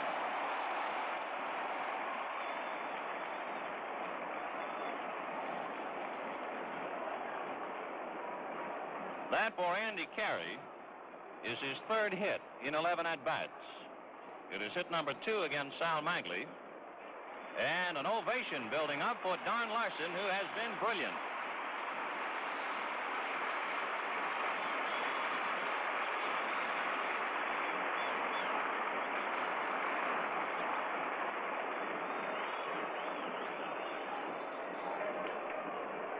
Larsen, as a batter, fouled out in the third inning.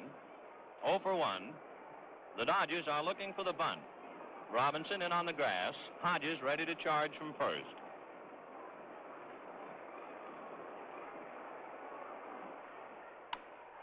High fly ball down the line, hooking foul, back into the crowd.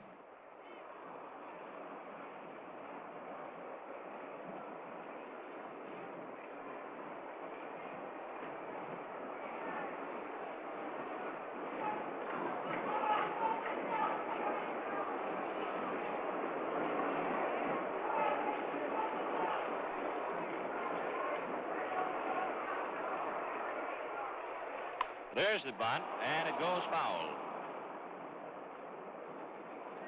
0-2. Andy Carey has to go back to first. He raised quite a storm sliding into second.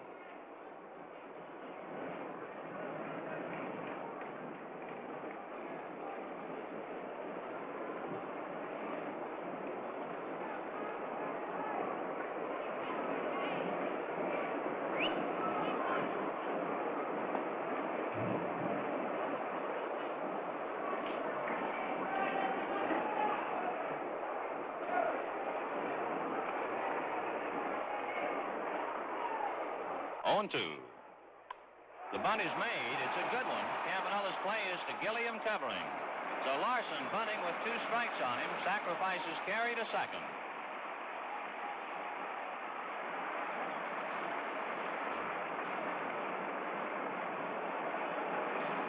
Hank Bauer has popped out to Reese and bounced out third to first.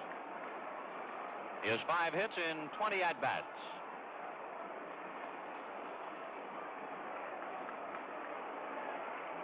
Yankees 1, Dodgers nothing, last of the sixth. 1 out.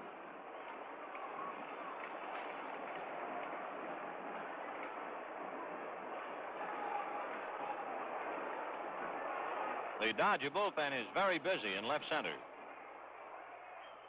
Strike 1.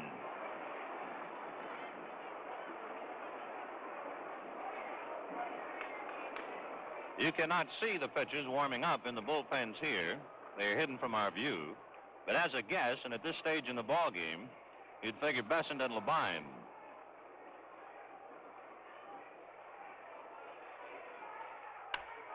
Base hit into left field. Amorose up with the ball and bobbles it, and Carey will score easily. And the Yankees lead 2-0.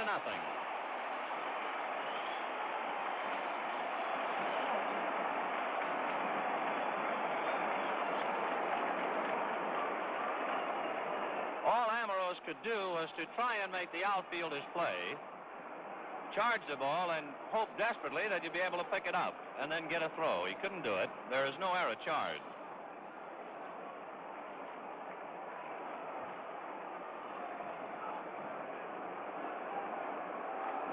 Yankees 2, Dodgers nothing. Here's Joe Collins. Bounced out third to first and was caught looking in the fourth inning. Maglie, who struck out 10 men in the series opener, has struck out 2 today.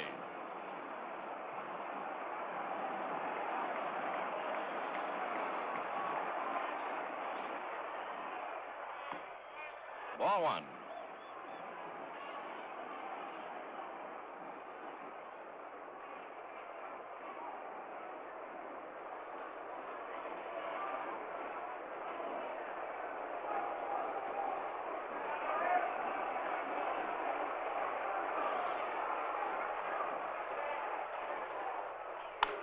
Lined into right center field. That's going to be in for a base hit. Snyder cuts it off, and going to third is Hank Bauer.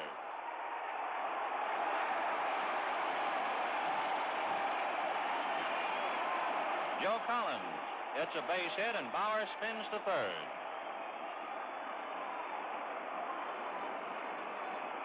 So the Yankees have put together 3 solid base hits here in the 6th inning. They lead 2-0. 1 out, and Walter Alston heading for the mound.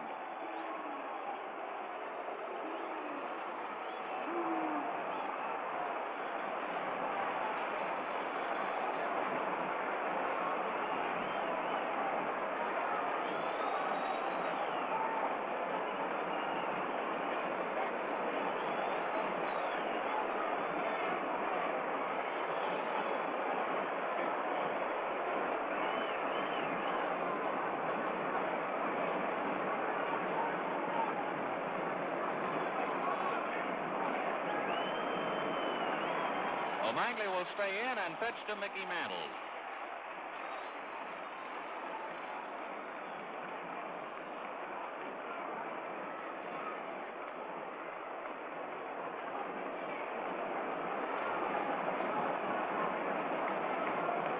A great deal of strain now also on the Dodger infield, for Mantle batting left-handed, and with 1 out and Bauer a fast man at third, there is always the possibility of a squeeze play, among other things.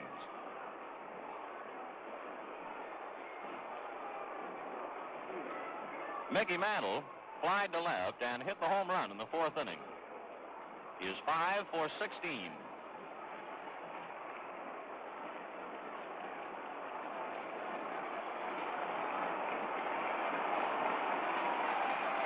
At first base, Joe Collins. At third, Hank Bauer, 1 out. The Dodger infield is in double play depth.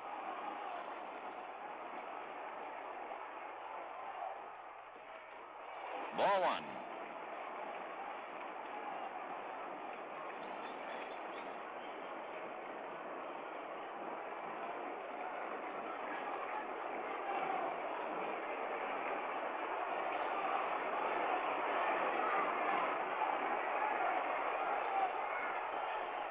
Fouled away and sticks in the screen. 1 ball, 1 strike.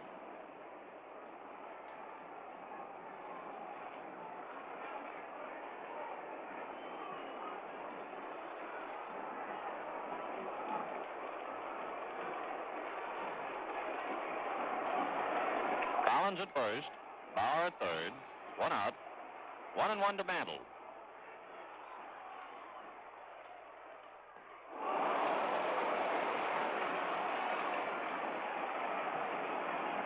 One and 2.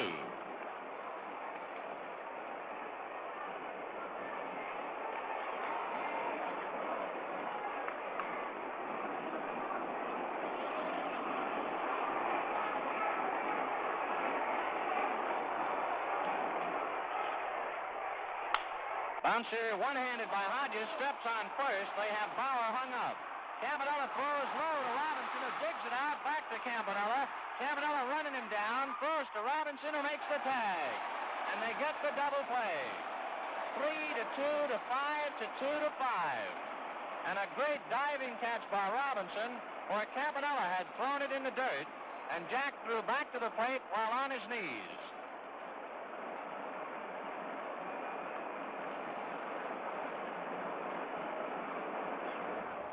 So, little-known facts category. You helped yourself in this game with a two-strike sacrifice bunt in the sixth. Hank Bauer, who was always a very good World Series hitter, came through with a single. That gave you a little bit of breathing room at 2-0. Yes, it did. I felt a little comfortable with 2 runs. I mean, you know, I still didn't want to screw it up, but it just prevented, like a 2-run homer would have tied it. Now you're 2/3 of the way through. You've retired 18 straight. Is the notion of a perfect game beginning to set in? No. Not yet. Nope. I knew I had a no-hitter. Every pitcher knows they're going to get a base hit off you. You know, that never bothered me. I didn't care about that. But that didn't set into me yet, no. I just wanted to continue doing a good job and keeping it close. So you're thinking about winning the World Series game and putting your team up 3-2. Yeah, because we were 2-2, you know, and we still had to go to Brooklyn at least for 1, but we ended up playing 2. And that was a big game for us to put us ahead, you know, 3-2. Gave us a little cushion going back to Brooklyn. All right, looking for the edge in the series. The Yankees now lead the game 2-0 after the base hit by Bauer following the sacrifice by Larsen. And we move on to the 7th inning when we come back on the MLB Network.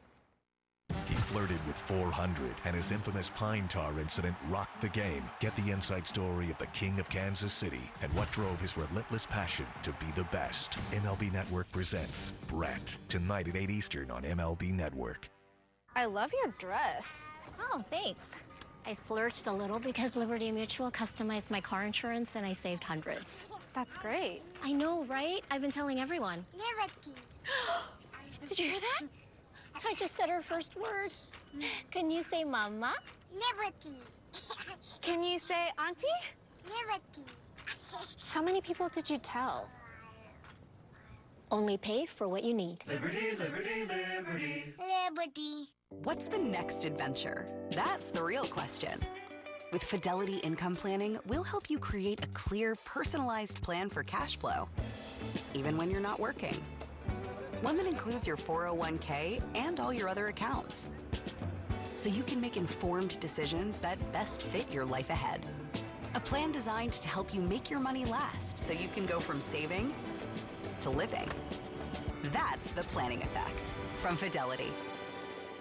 From what I know, Dream Series were built to get black players back into the game. Look at them feet, baby. Look at them feet. Stretch. There you go. Stretch. I feel like just by being out here, being myself, being ourselves, we can impact and inspire those who want to do it as well. Honestly, being a black catcher, I'm trying to defy the odds. The nation's fastest growing mobile provider. Now get your first unlimited line and every unlimited line for only $29.99 each. Spectrum Mobile has the fastest wireless speeds, nationwide 5G, and unlimited talk, text, and data, so you have the freedom to connect in more places. Save more with Spectrum Mobile. Your first line and every line for just $29.99 each. Call 844-677-2999. Visit a local Spectrum store or SpectrumMobile.com today. Here in Central Florida can be as dynamic as the people who call it home. It's why at Spectrum News 13, we're committed to providing you with an accurate forecast so you can plan for the day ahead. So if it's just another beautiful day or there are storms rolling in, you can count on us to be there for you. Watch the Spectrum News 13 weather experts with your Weather on the Ones forecast on your TV and on the go with the Spectrum News app, exclusively on Spectrum. Number 300! Gone! Clear the deck! Garcia, the legend, grows! MLB Network Countdown, the year's most electrifying moments. Saturday at 7 Eastern on MLB Network.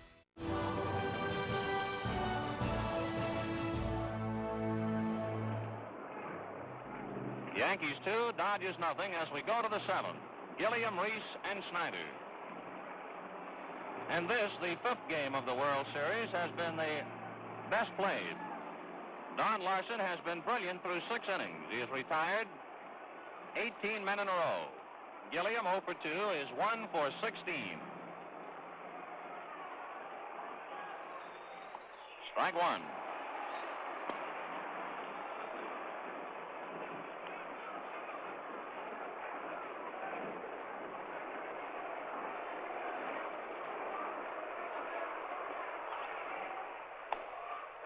One and one.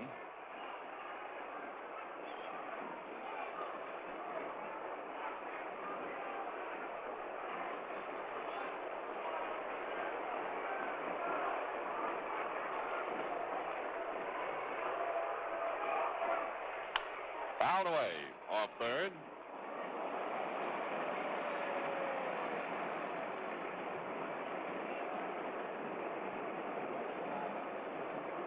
Larsen has consistently had the count his way, putting a great deal of pressure on the hitters. He has struck out 6 men. 4 of the 6 batters were caught looking.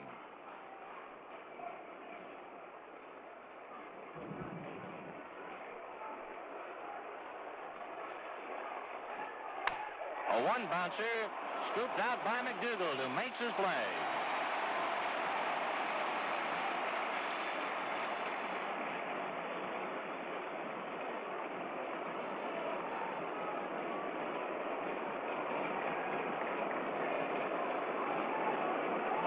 Pee-wee Reese was caught looking at a 3rd strike in the 1st inning and bounced out 2nd to 1st. He is 0 for 2 and 6 for 20.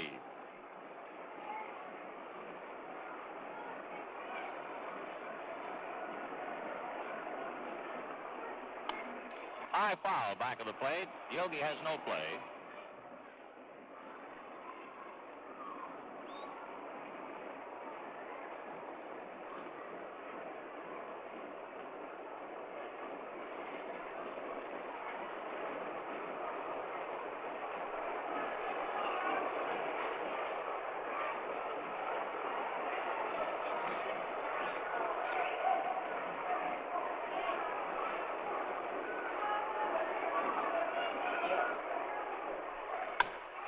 Fly ball to center. Mantle is there.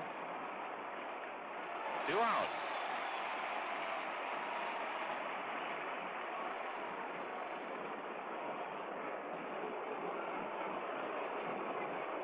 Duke Snyder flied to right in the 1st inning, struck out looking in the 4th. 0 for 2 and 4 for 16.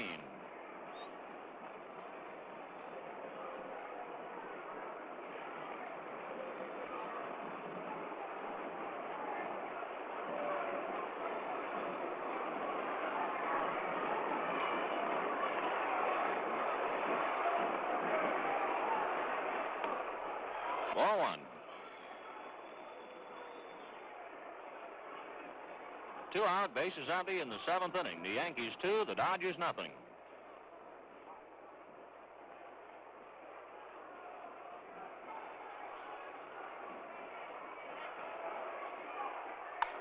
High fly ball to left. Enos Slaughter is there. And that's it. Mr. Don Larsen, through 7 innings, has retired 21 men in a row. And so at the middle of the 7th inning, the score remains the Yankees 2, the Dodgers nothing. The Yankees against Sal Maglie will send up Yogi Berra, Enos Slaughter, and Billy Martin. Berra popped out to Pee-wee Reese in the 2nd inning and was robbed on a backhanded diving catch by Duke Snyder in the 4th. Berra 0 for 2 is 5 for 17.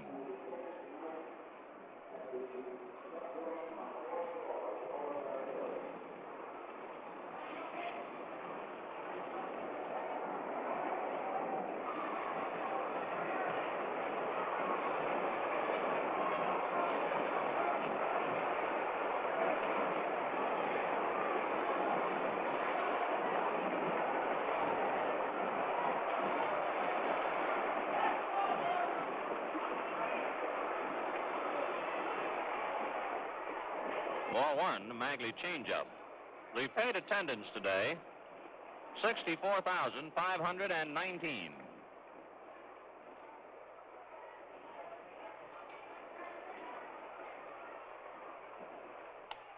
Off the thumbs and a pop fly, Robinson on the line in foul ground for the out.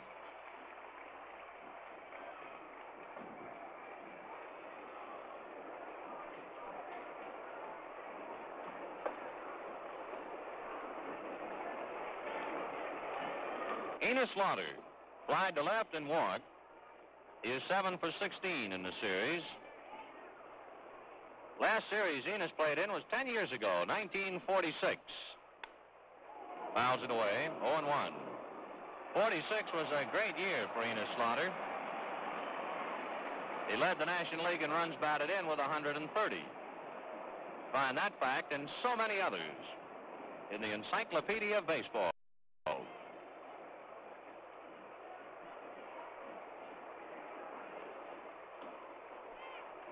1-1.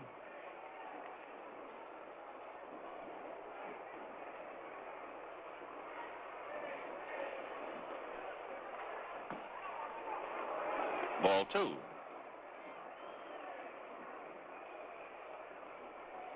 Sal Maglie has allowed 2 runs, 4 hits, struck out 2, walked 1. Fly ball to left. Amoros going back. Makes his play. 2 out. If you're not keeping score and you'd like to look ahead, when Larsen goes to the mound in the 8th inning, the Dodgers will send up Robinson, Hodges, and Amoros. Billy Martin has struck out and hit into a force play.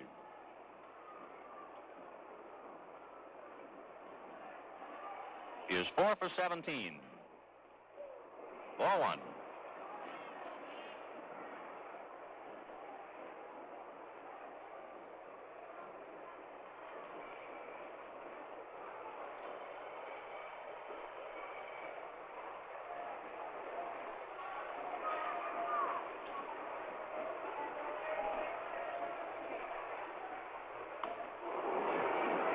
One and one.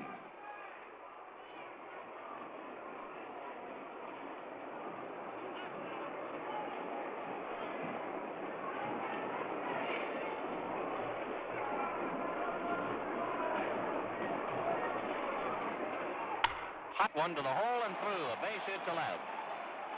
Amoros up with it. Martin makes a big turn and holds on. With 2 out, Billy Martin singles to left. That is hit number 5 against Sal Maglie and brings up Gil McDougall. McDougall bounced out third to first in the 3rd inning and hit a line drive in the 5th. Reese leaped in the air.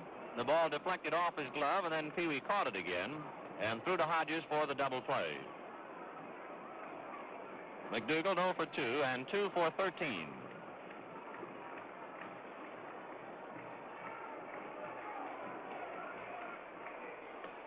Ball 1.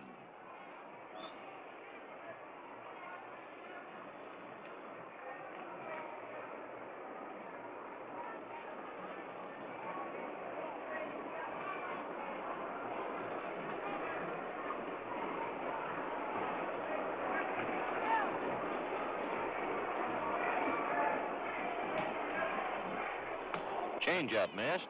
Ball 2. Maglie has not thrown many changes today.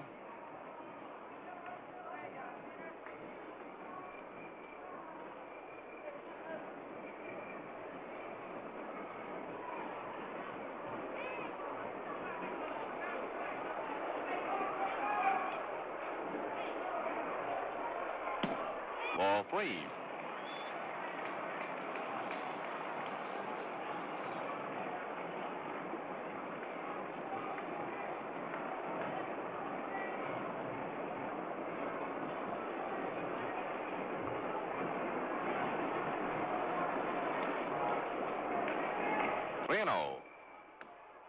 Ball 4.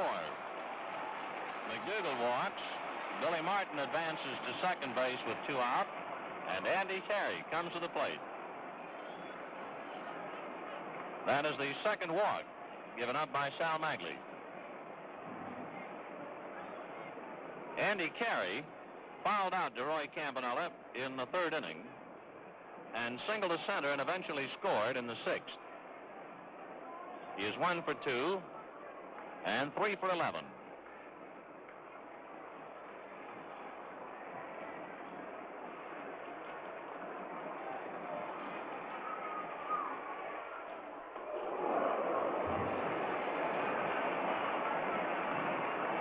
Ball one.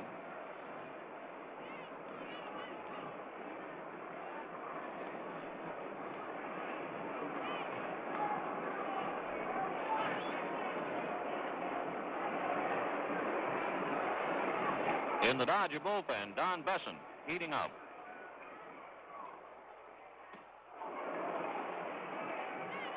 One and one. Gil McDougall at first. Billy Martin at second. 2 out, last of the seventh. The Yankees 2, Brooklyn nothing.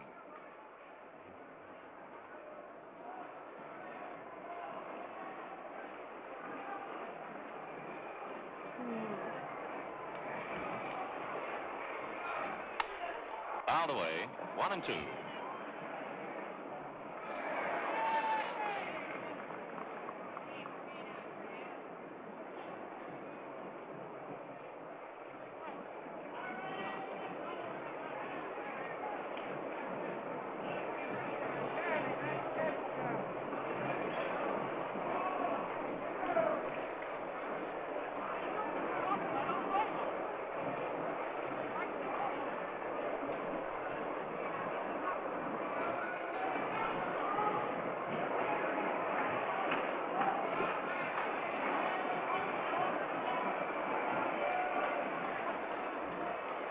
One and two. A bouncing ball to Reese. Feeds over to Gilliam for the force on McDougall. For the Yankees in the seventh inning, no runs, 1 hit. 2 men left on. There were no errors. And so at the end of 7 innings, the Yankees 2, the Dodgers nothing.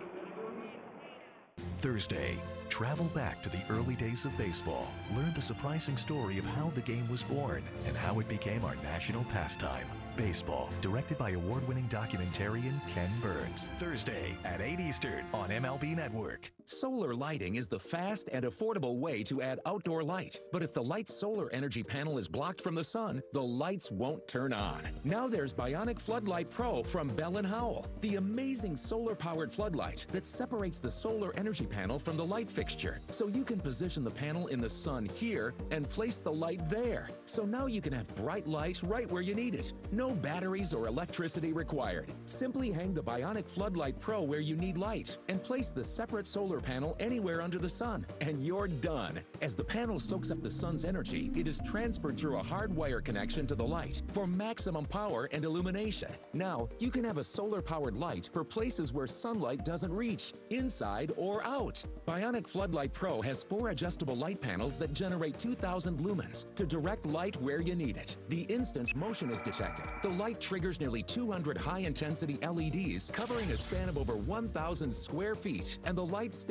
on until the motion is gone. Plant the lawn stake for light in the backyard or garden, or to help keep unwanted visitors and 4-legged critters away. The Bionic Floodlight Pro takes solar lights to new heights, indoors and out. And now it's yours for just $59.99, and the shipping is free. But wait, order now and we'll send you a second complete Bionic Floodlight Pro set for 50% off, and the shipping is still free. You get it all: the 4-panel motion-activated light fixture, supersized solar panel with 14-foot energy transfer wire, and lawn stake with free shipping. And you get it all for one low price, backed by the Bell & Howell 10-year satisfaction guarantee. When you call, ask about professional pricing on the Bionic Floodlight Pro family set. Here's how to order.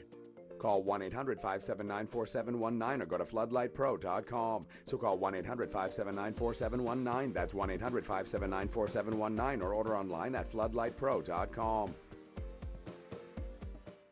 The stadiums may be quiet, but the hot stove has us talking. It's big news, big news. Harold Reynolds and Matt Vasgersian turn up the volume every morning. Buckling up for a couple of hours of fun this morning. With all the news. There's Hall of Fame ballot news today. Rumors. Qualifying offers. Trades and signings. Free agency kicking off. The buzz will keep you talking up a storm this offseason. You can't even fathom that. Oh, and us too. Watch Hot Stove weekday mornings at 9 Eastern on MLB Network.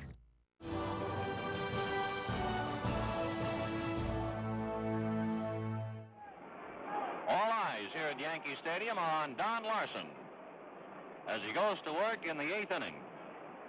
He will pitch to Jackie Robinson, Gil Hodges, and Sandy Amorose.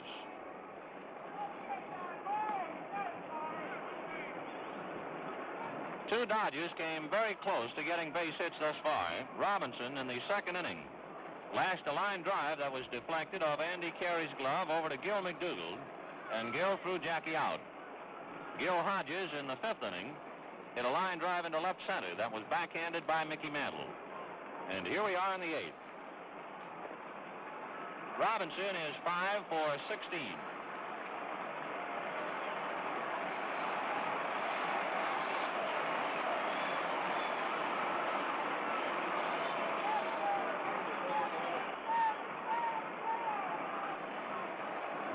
The Yankee bullpen now begins to stir around in deepest right center.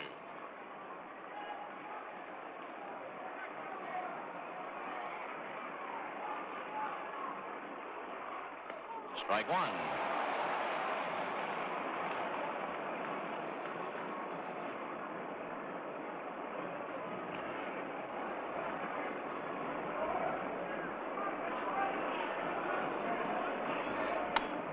High foul, out of play.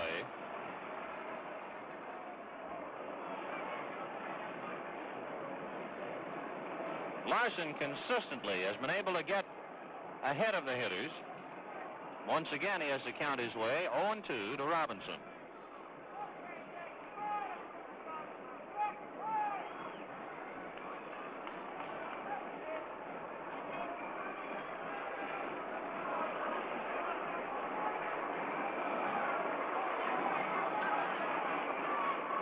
Jackie with something in his eye.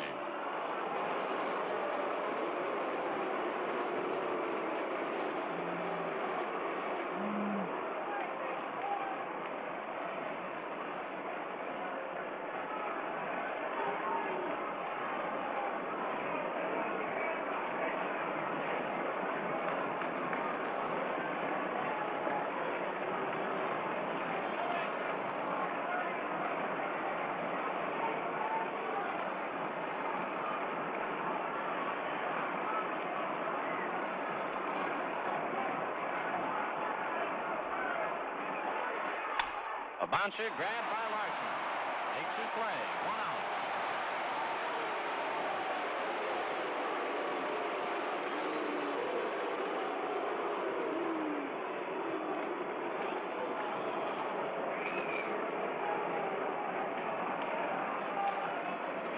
Gil Hodges struck out in the 2nd inning. And in the 5th, hit that bullet to left center that was backhanded by Mantle. Gil 0 for 2, 7 for 16.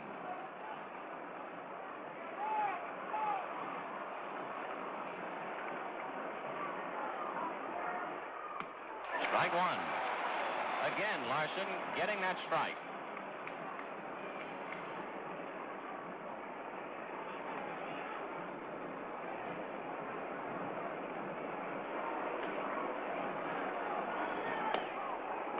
One and one.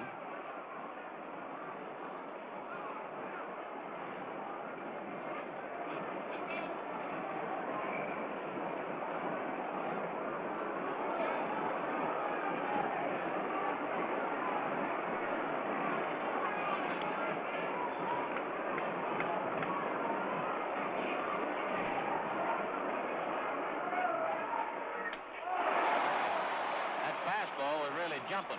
1 and 2.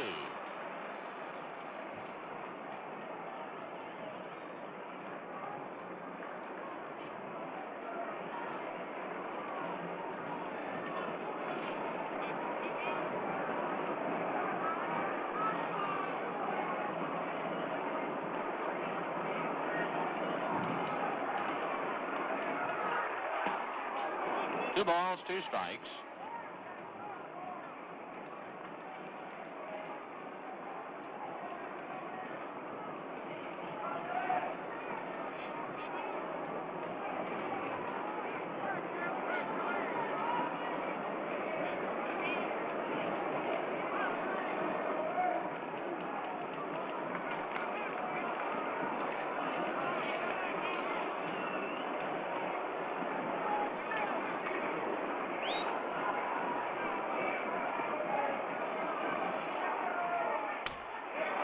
pitcher grabs.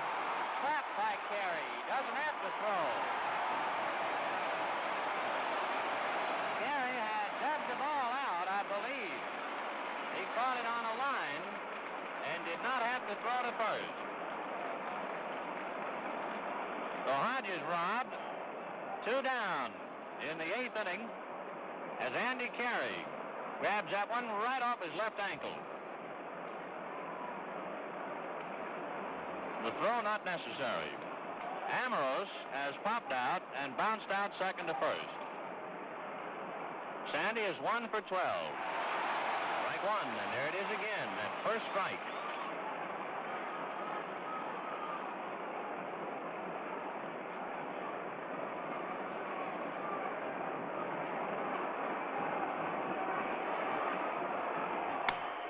A high drive to right center, but Mantle is there.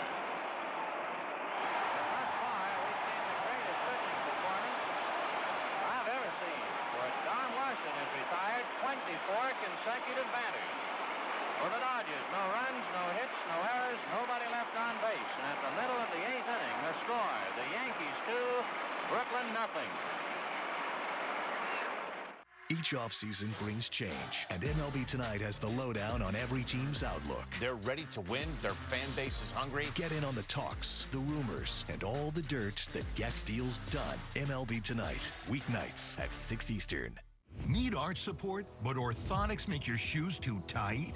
Now there's Copperfit Arch Relief Plus, the revolutionary adjustable orthotic arch supports that form fit to your feet, not your shoes, so you can comfortably wear them in any shoes. Every shoe that I have, it makes a difference in. Whether I'm barefoot, wearing flip-flops, basketball shoes, running shoes. I wear them around the house. I wear them in my sandals, in my bare feet. It's been amazing. It's like a night and day difference, wearing these and not wearing them. A copper-infused adjustable compression band with a built-in semi-rigid orthotic arch support that form fits to your arches for support and pain relief exactly where you need it, whenever you want it. I love these. My arches are constantly taking a pounding, and insoles, they don't work. But with Arch Relief, I feel a huge difference. It fits perfectly right where there's pressure on my feet. So thin, so comfortable that it fits in any shoe, and in black or beige that goes with any style. For plantar fasciitis, fallen arches,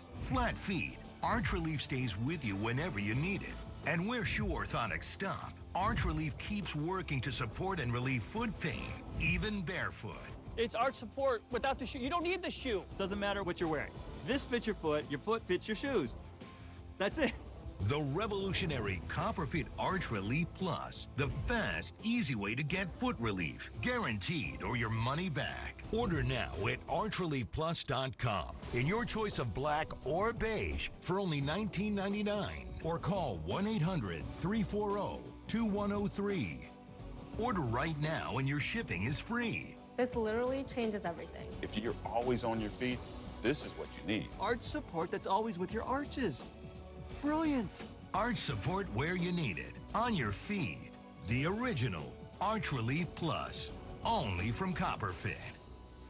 These pitchers are at the top of their game, and they've got the numbers to prove it. Join Brian Kenny and former MLB pitcher Ron Darling as they reveal the top 10 starting pitchers right now. January 9th at 8 Eastern on MLB Network.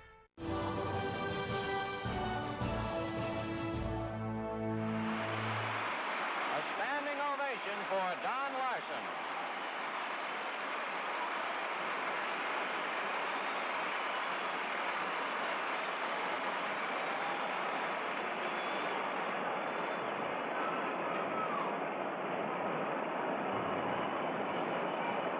Don Larsen, as a batter, fouled out and sacrificed. It was an important sacrifice, for it got carried to second, where he eventually scored.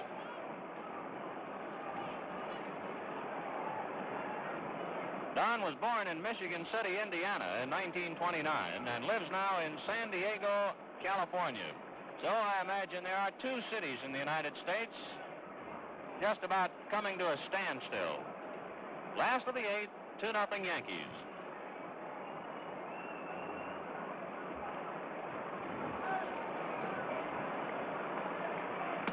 Strike 1. I imagine when the ninth inning comes, the nation will stop still. The Dodgers will have Perillo, Campanella, and Maglie spot. 0-2.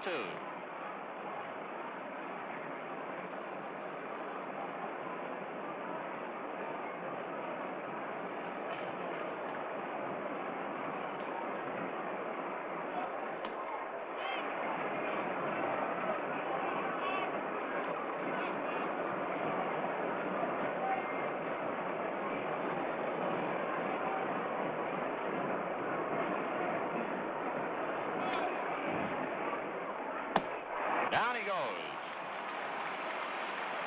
And everybody here at the ballpark is waiting to see him on the mound. That for Maglie is his third strikeout.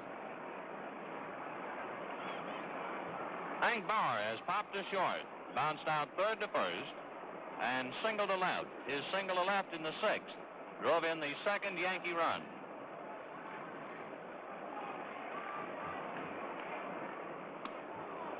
Strike one.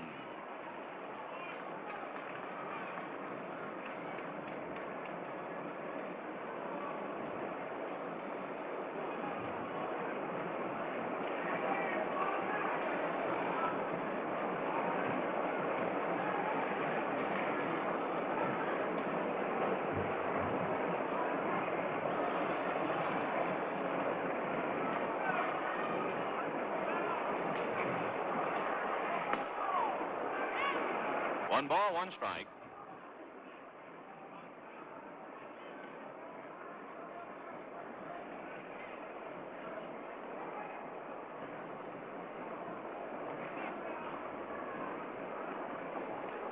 One.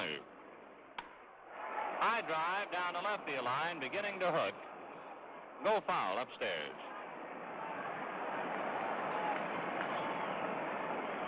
1-2.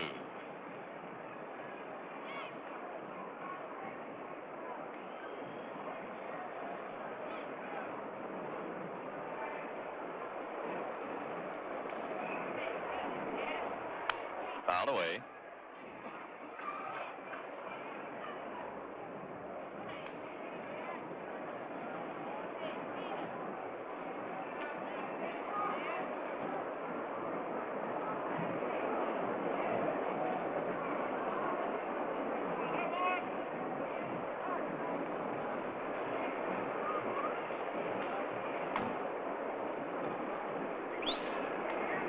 Maglie has allowed 2 runs, 5 hits, struck out 3 and walked 2.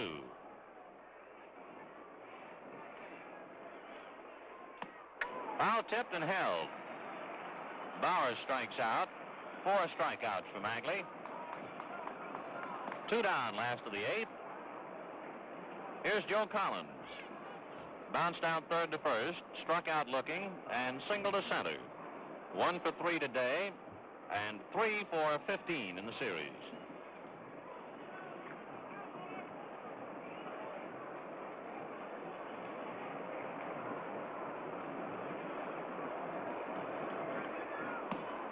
Ball 1.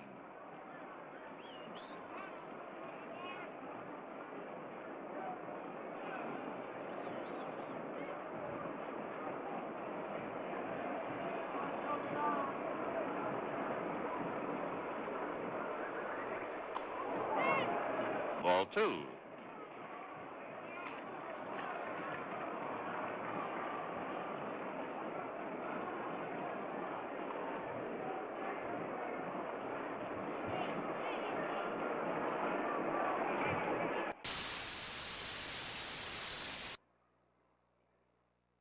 In there, 2-1.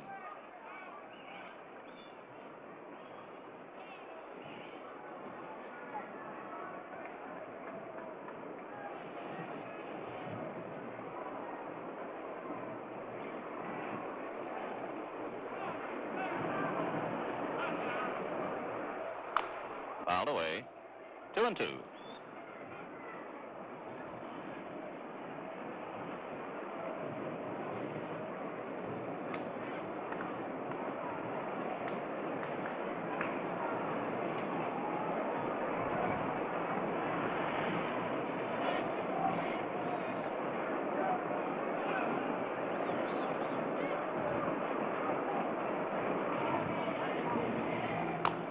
Fouled away again. Count holds 2 balls, 2 strikes, 2 out. Last of the 8th, 2-0 Yankees. We'll be at Ebbets Field tomorrow. Airtime 12:45.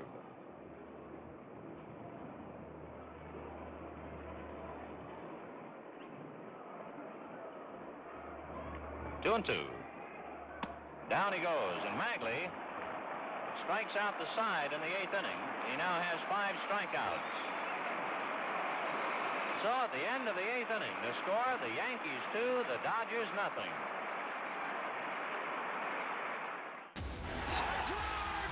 It's tied! Harper with a rainmaker. This ball is way gone. MLB Network Countdown, the year's top postseason performers, coming up next on MLB Network. After Advil. Let's dive in. But what about your back? It's fine! Before Advil. Advil Dual Action fights pain 2 ways. Advil targets pain at the source. Acetaminophen blocks pain signals. Advil Dual Action. And Doug. And Doug says you can customize and save hundreds on car insurance with Liberty Mutual. He hits his mark center stage and is crushed by a baby grand piano. Are you replacing me? With this guy? Customize and save with Liberty Bibbity. He doesn't even have a mustache. Oh, look, a Bee-Boo. Only pay for what you need. Liberty, liberty, liberty, liberty. It's time for MLB Pitch, Hit, and Run, the official youth skills competition of Major League Baseball. Host a local event and give kids a chance to compete in the 2024 Pitch, Hit, and Run National Finals. Sign up for free at pitchhitrun.com. One-size-fits-all network upgrade is the best you guys can do? Better than that. It's the only thing we do. That's how we know it's right for you. You're just gonna have to accept it. Yeah, accept it. No, you don't. At Spectrum Enterprise, we design solutions around your needs for success on your terms. Because we believe technology only works if it works for you. So go ahead. Be unreasonable. Weather in Central Florida can be as dynamic as the people who call it home. It's why at Spectrum News 13, we're committed to providing you with an accurate forecast so you can plan for the day ahead. So if it's just another beautiful day or there are storms rolling in, you can count on us to be there for you. Watch the Spectrum News 13 weather experts with your Weather on the Ones forecast on your TV and on the go with the Spectrum News app, exclusively on Spectrum. On MLB Network, relive all the action, all the excitement, and all the amazing moments that are the 2023 WBC quarterfinals. The World Baseball Classic Marathon begins Saturday 1 Eastern on MLB Network.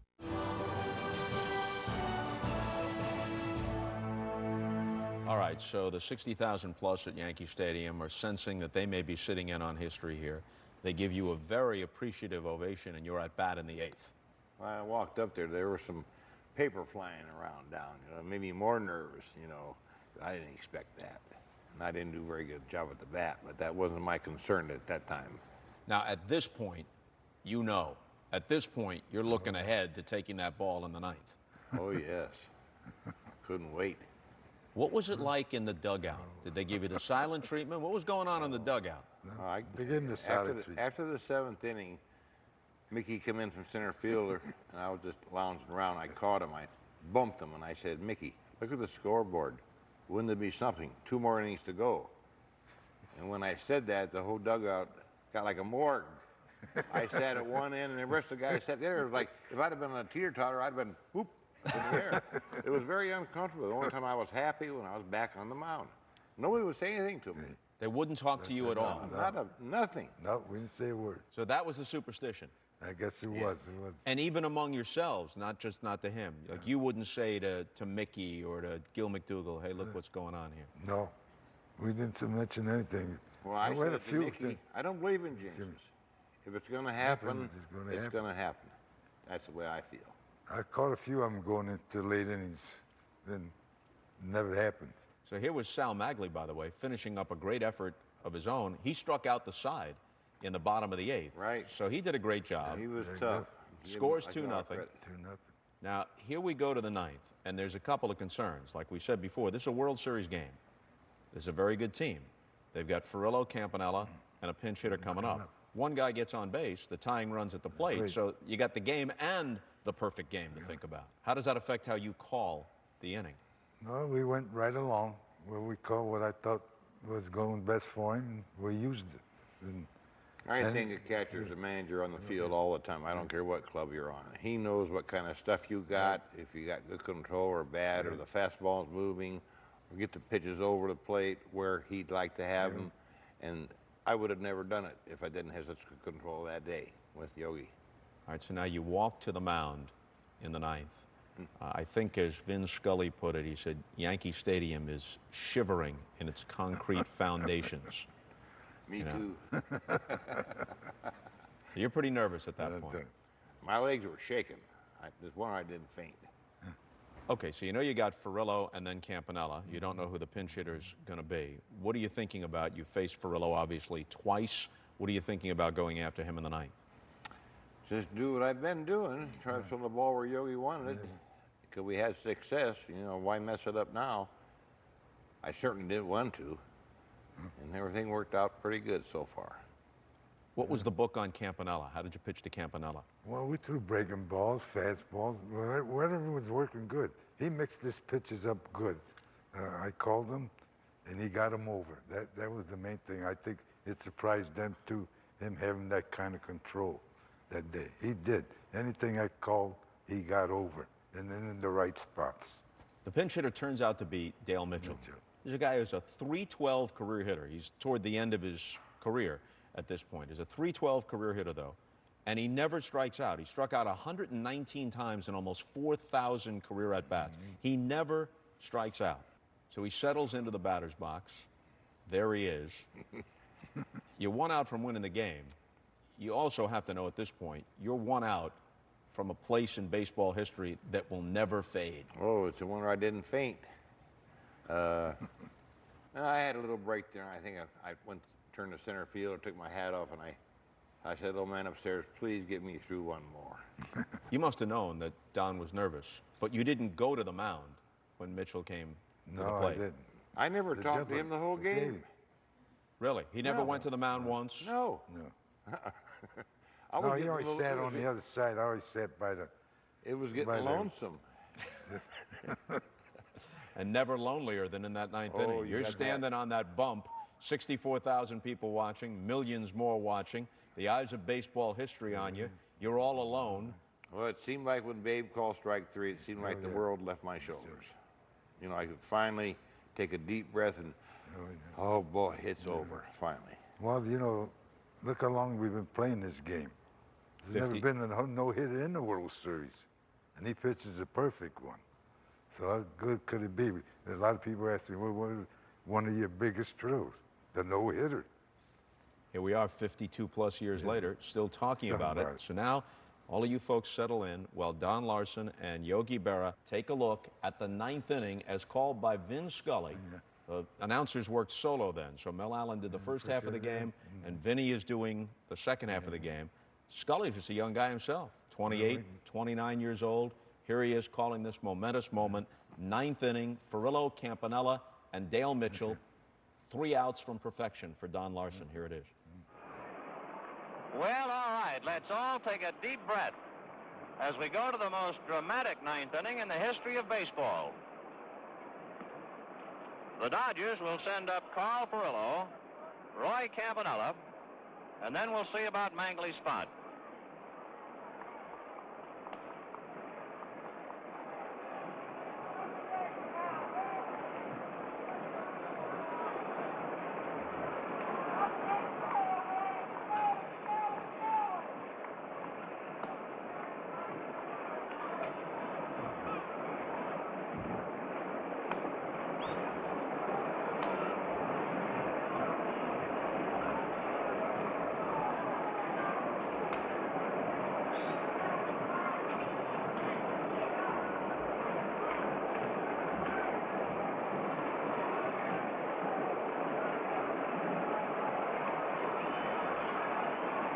The first man is Furillo. He is flied to right and popped out to second. 0 for 2 and 5 for 17.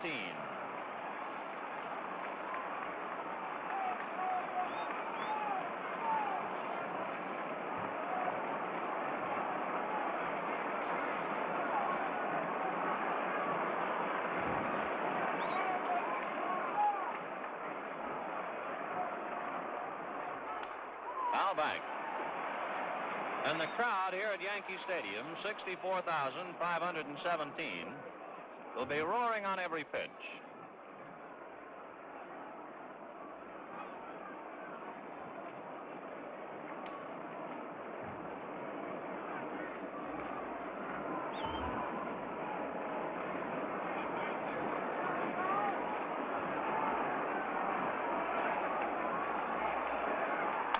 Fouled away. 0-2.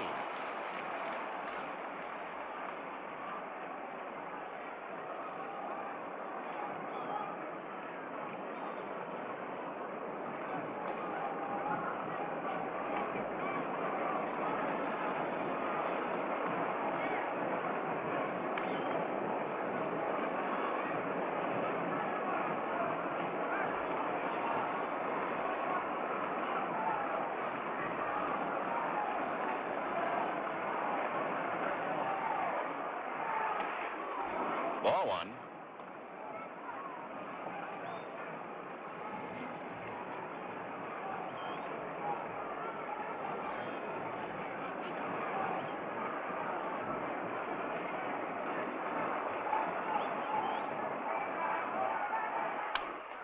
High foul off first. Collins coming over. He has no play.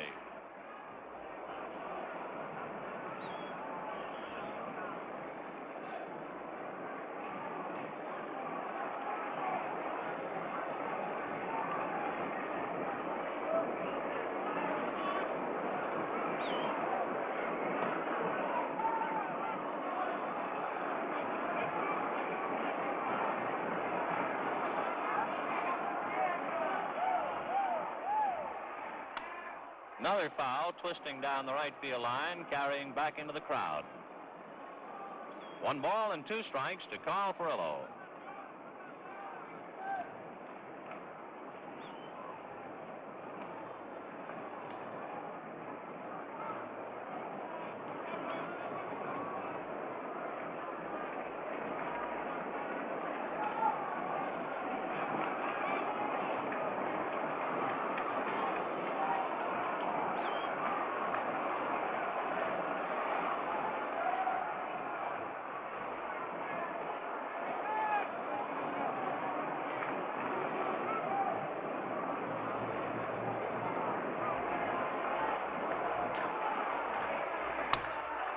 High fly ball to right. Hank Bauer is there, waiting. 1 out.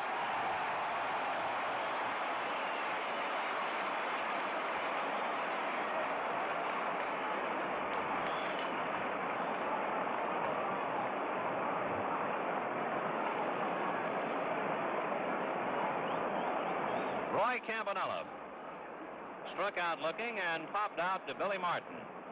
He is 0 for 2 and 4 for 14.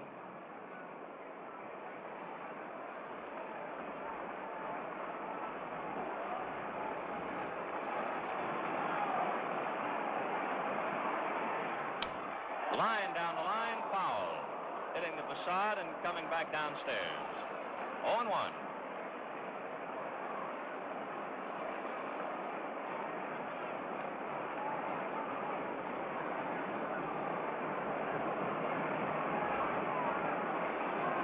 And the Dodger bullpen, grumbling and growling and waiting.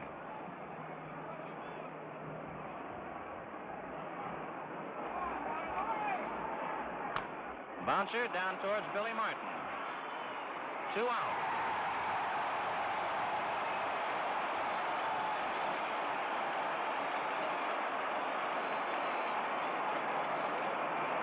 I think it would be safe to say that no man in the history of baseball has ever come up to home plate in a more dramatic moment.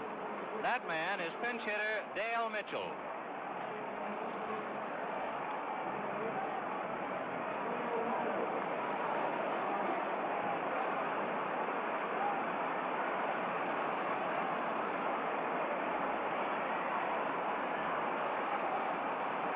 Yankee Stadium shivering in its concrete foundation right now. Ball one. 2 out in the 9th inning. The Yankees 2, Brooklyn nothing. But this ball game is right there on your screen, Mr. Don Larsen.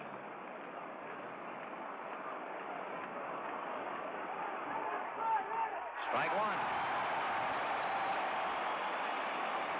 And the crowd is roaring now, similarly to the day when Johnny Padres stood out there last year. But there is so much more at stake this afternoon.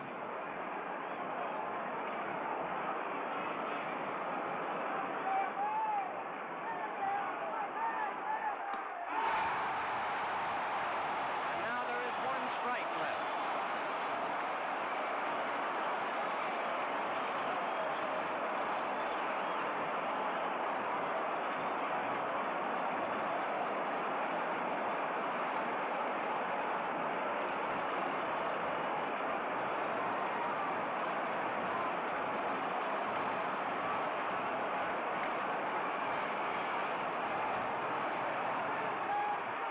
Fouled away, just to increase the tension.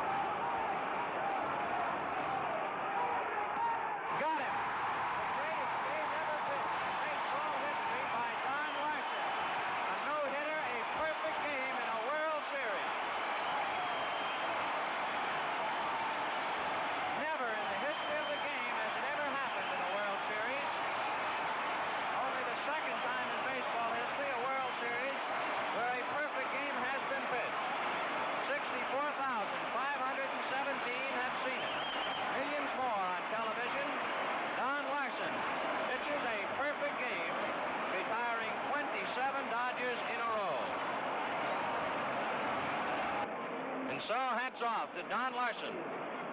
No runs, no hits, no errors, no walks, no base runners. The final score, the Yankees 2 runs, 5 hits, and no errors. The Dodgers, no runs, no hits, no errors, in fact, nothing at all. This was a day to remember, this was a ball game to remember, and above all, the greatest day in the life of Don Larsen, and the most dramatic and well-pitched ball game in the history of baseball. Mel, you've seen a lot of ball games. This one you can put in your ring and wear it for a long time. Well, Vinny, I've had the good luck of watching Johnny Vanderveer's 2nd consecutive no-hitter over in Brooklyn. Allie Reynolds' 2 no-hitters in 1 season. I saw Virgil Truck's 2nd no-hitter pitched against the Yankees in 1 season. I saw Bob Feller pitch a no-hitter against the Yankees here.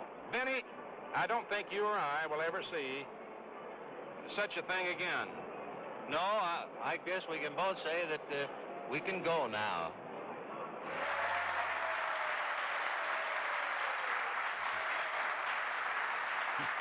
And there it is, one of the most iconic photos in the history of sports. Don Larsen, moments after the perfect game. Yogi Berra leaping into his arms. You said you didn't speak during the whole game. He didn't waste any time getting to you when it was over. Oh, no. He got me good. If I fit in his arms real good, then. Was your mind blank at that point, or were you thinking anything in particular? Well, if it wasn't, it was after Yogi jumped on me, yes. Yes, it was. Sometime, nobody has to tell me, you know, what happened. I think about it every day, more than once, maybe several times. Every day of your life? Oh, yeah, and I ask myself every day, why, or did it ever happen? Sometimes I don't believe it happened, but I know it did. I know I was there, but it's a very good feeling. But I do that every day. As Vin Scully said then, I mean, it was easy enough to surmise, even though you're only in your 20s, you're never going to have a better day than this, the greatest day in your life. Now, as you move up on 80, that is still the day that defines your entire life. I'm glad I was part of a little bit of history, and it makes me proud. The thing that I think about often. I miss a lot of my fellow teammates, and even the Dodger, who are gone and left us, not to be able to enjoy the participation and what they did too for the game. I think about that quite a bit. A remarkable thing occurred at Yankee Stadium a few years ago where they commemorated the perfect game and they reenacted the last pitch and Don threw it and you caught it, and then you go upstairs and David Cohn goes and throws a perfect game. Yeah, I threw the opening pitch to Yogi. You know, started off and I went over to shook David Cohn's hand, just wish him good luck. And as time went on, we were asked to stay. You know, the Yankees, they scored like, what, 3 or 4 runs in one inning. Then it rained about a half hour, and I was a little concerned about Dave Cohn coming back, but he came back and handled him magnificently. And I think that's the first game since my active career that I ever saw a whole game. Really? Yes. From start to finish in person? Yeah, I got stuck at a good time. So basically, if it's not going to be a perfect game, you don't show up. Right. How much were you able to cash in on it, if that question isn't too crass? And ballplayers didn't make a whole lot of money then. Well, my most exciting time was I was on the Bob Hope Show. I really enjoyed that. That was fun. And, of course, you know, meeting him and stuff was a thrill. And all the people who were on there, you know, Desi and Lucy and Vivian Vance and Bill Frawley, James Cagney, Dinah Doors. Wow, man, I was living in high cotton. When you went out there, though, 8th inning, 9th inning, Yogi's not talking to you, none of your teammates are talking to you, Stengel doesn't say anything, you're on your own, right? It felt like that. But after, I don't know what I felt. Like I was saying, I didn't know it was a perfect game until somebody told me in the clubhouse after. And then I found out that what Charlie Robertson, like 30-some years before that, had pitched one for the White Sox. Against the Tigers, when Ty Cobb was with the Tigers. I didn't know it was a perfect game. I knew it was a no-hitter. You did not know that you had thrown a perfect game? No. That's what he said. Wait a minute. You did not know. You knew this wasn't, when Yogi jumped into your arms, you knew it was a no-hitter. Right. You didn't know it was a perfect game. I did not know what a perfect game was. But you knew no one had reached base. Yes, I did, but I still... So you just didn't know the definition of a perfect game. Get the drift together. Yeah, because the truth is, like you say, there had been no hitters, and since your perfect game, there have been a handful of perfect games pitched, but there had not been a perfect game in the major leagues since 1922, and obviously no film existed of that, no radio broadcast. Right.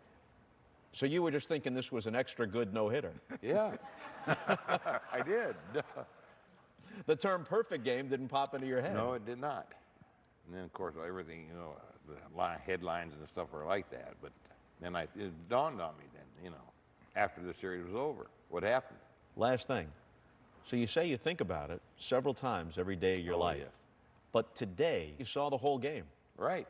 So it's a different day. I know. I was working the game. I never had a chance to see any part of it, you know. But if you had done all I saw was Yogi all day. I think you can leave here with a copy today. Maybe. That's my prediction. Okay, thank you. Congratulations again. Bob, nice being with you. Don Larsen, Yogi Berra. Thank you for watching MLB Network Presents All-Time Games.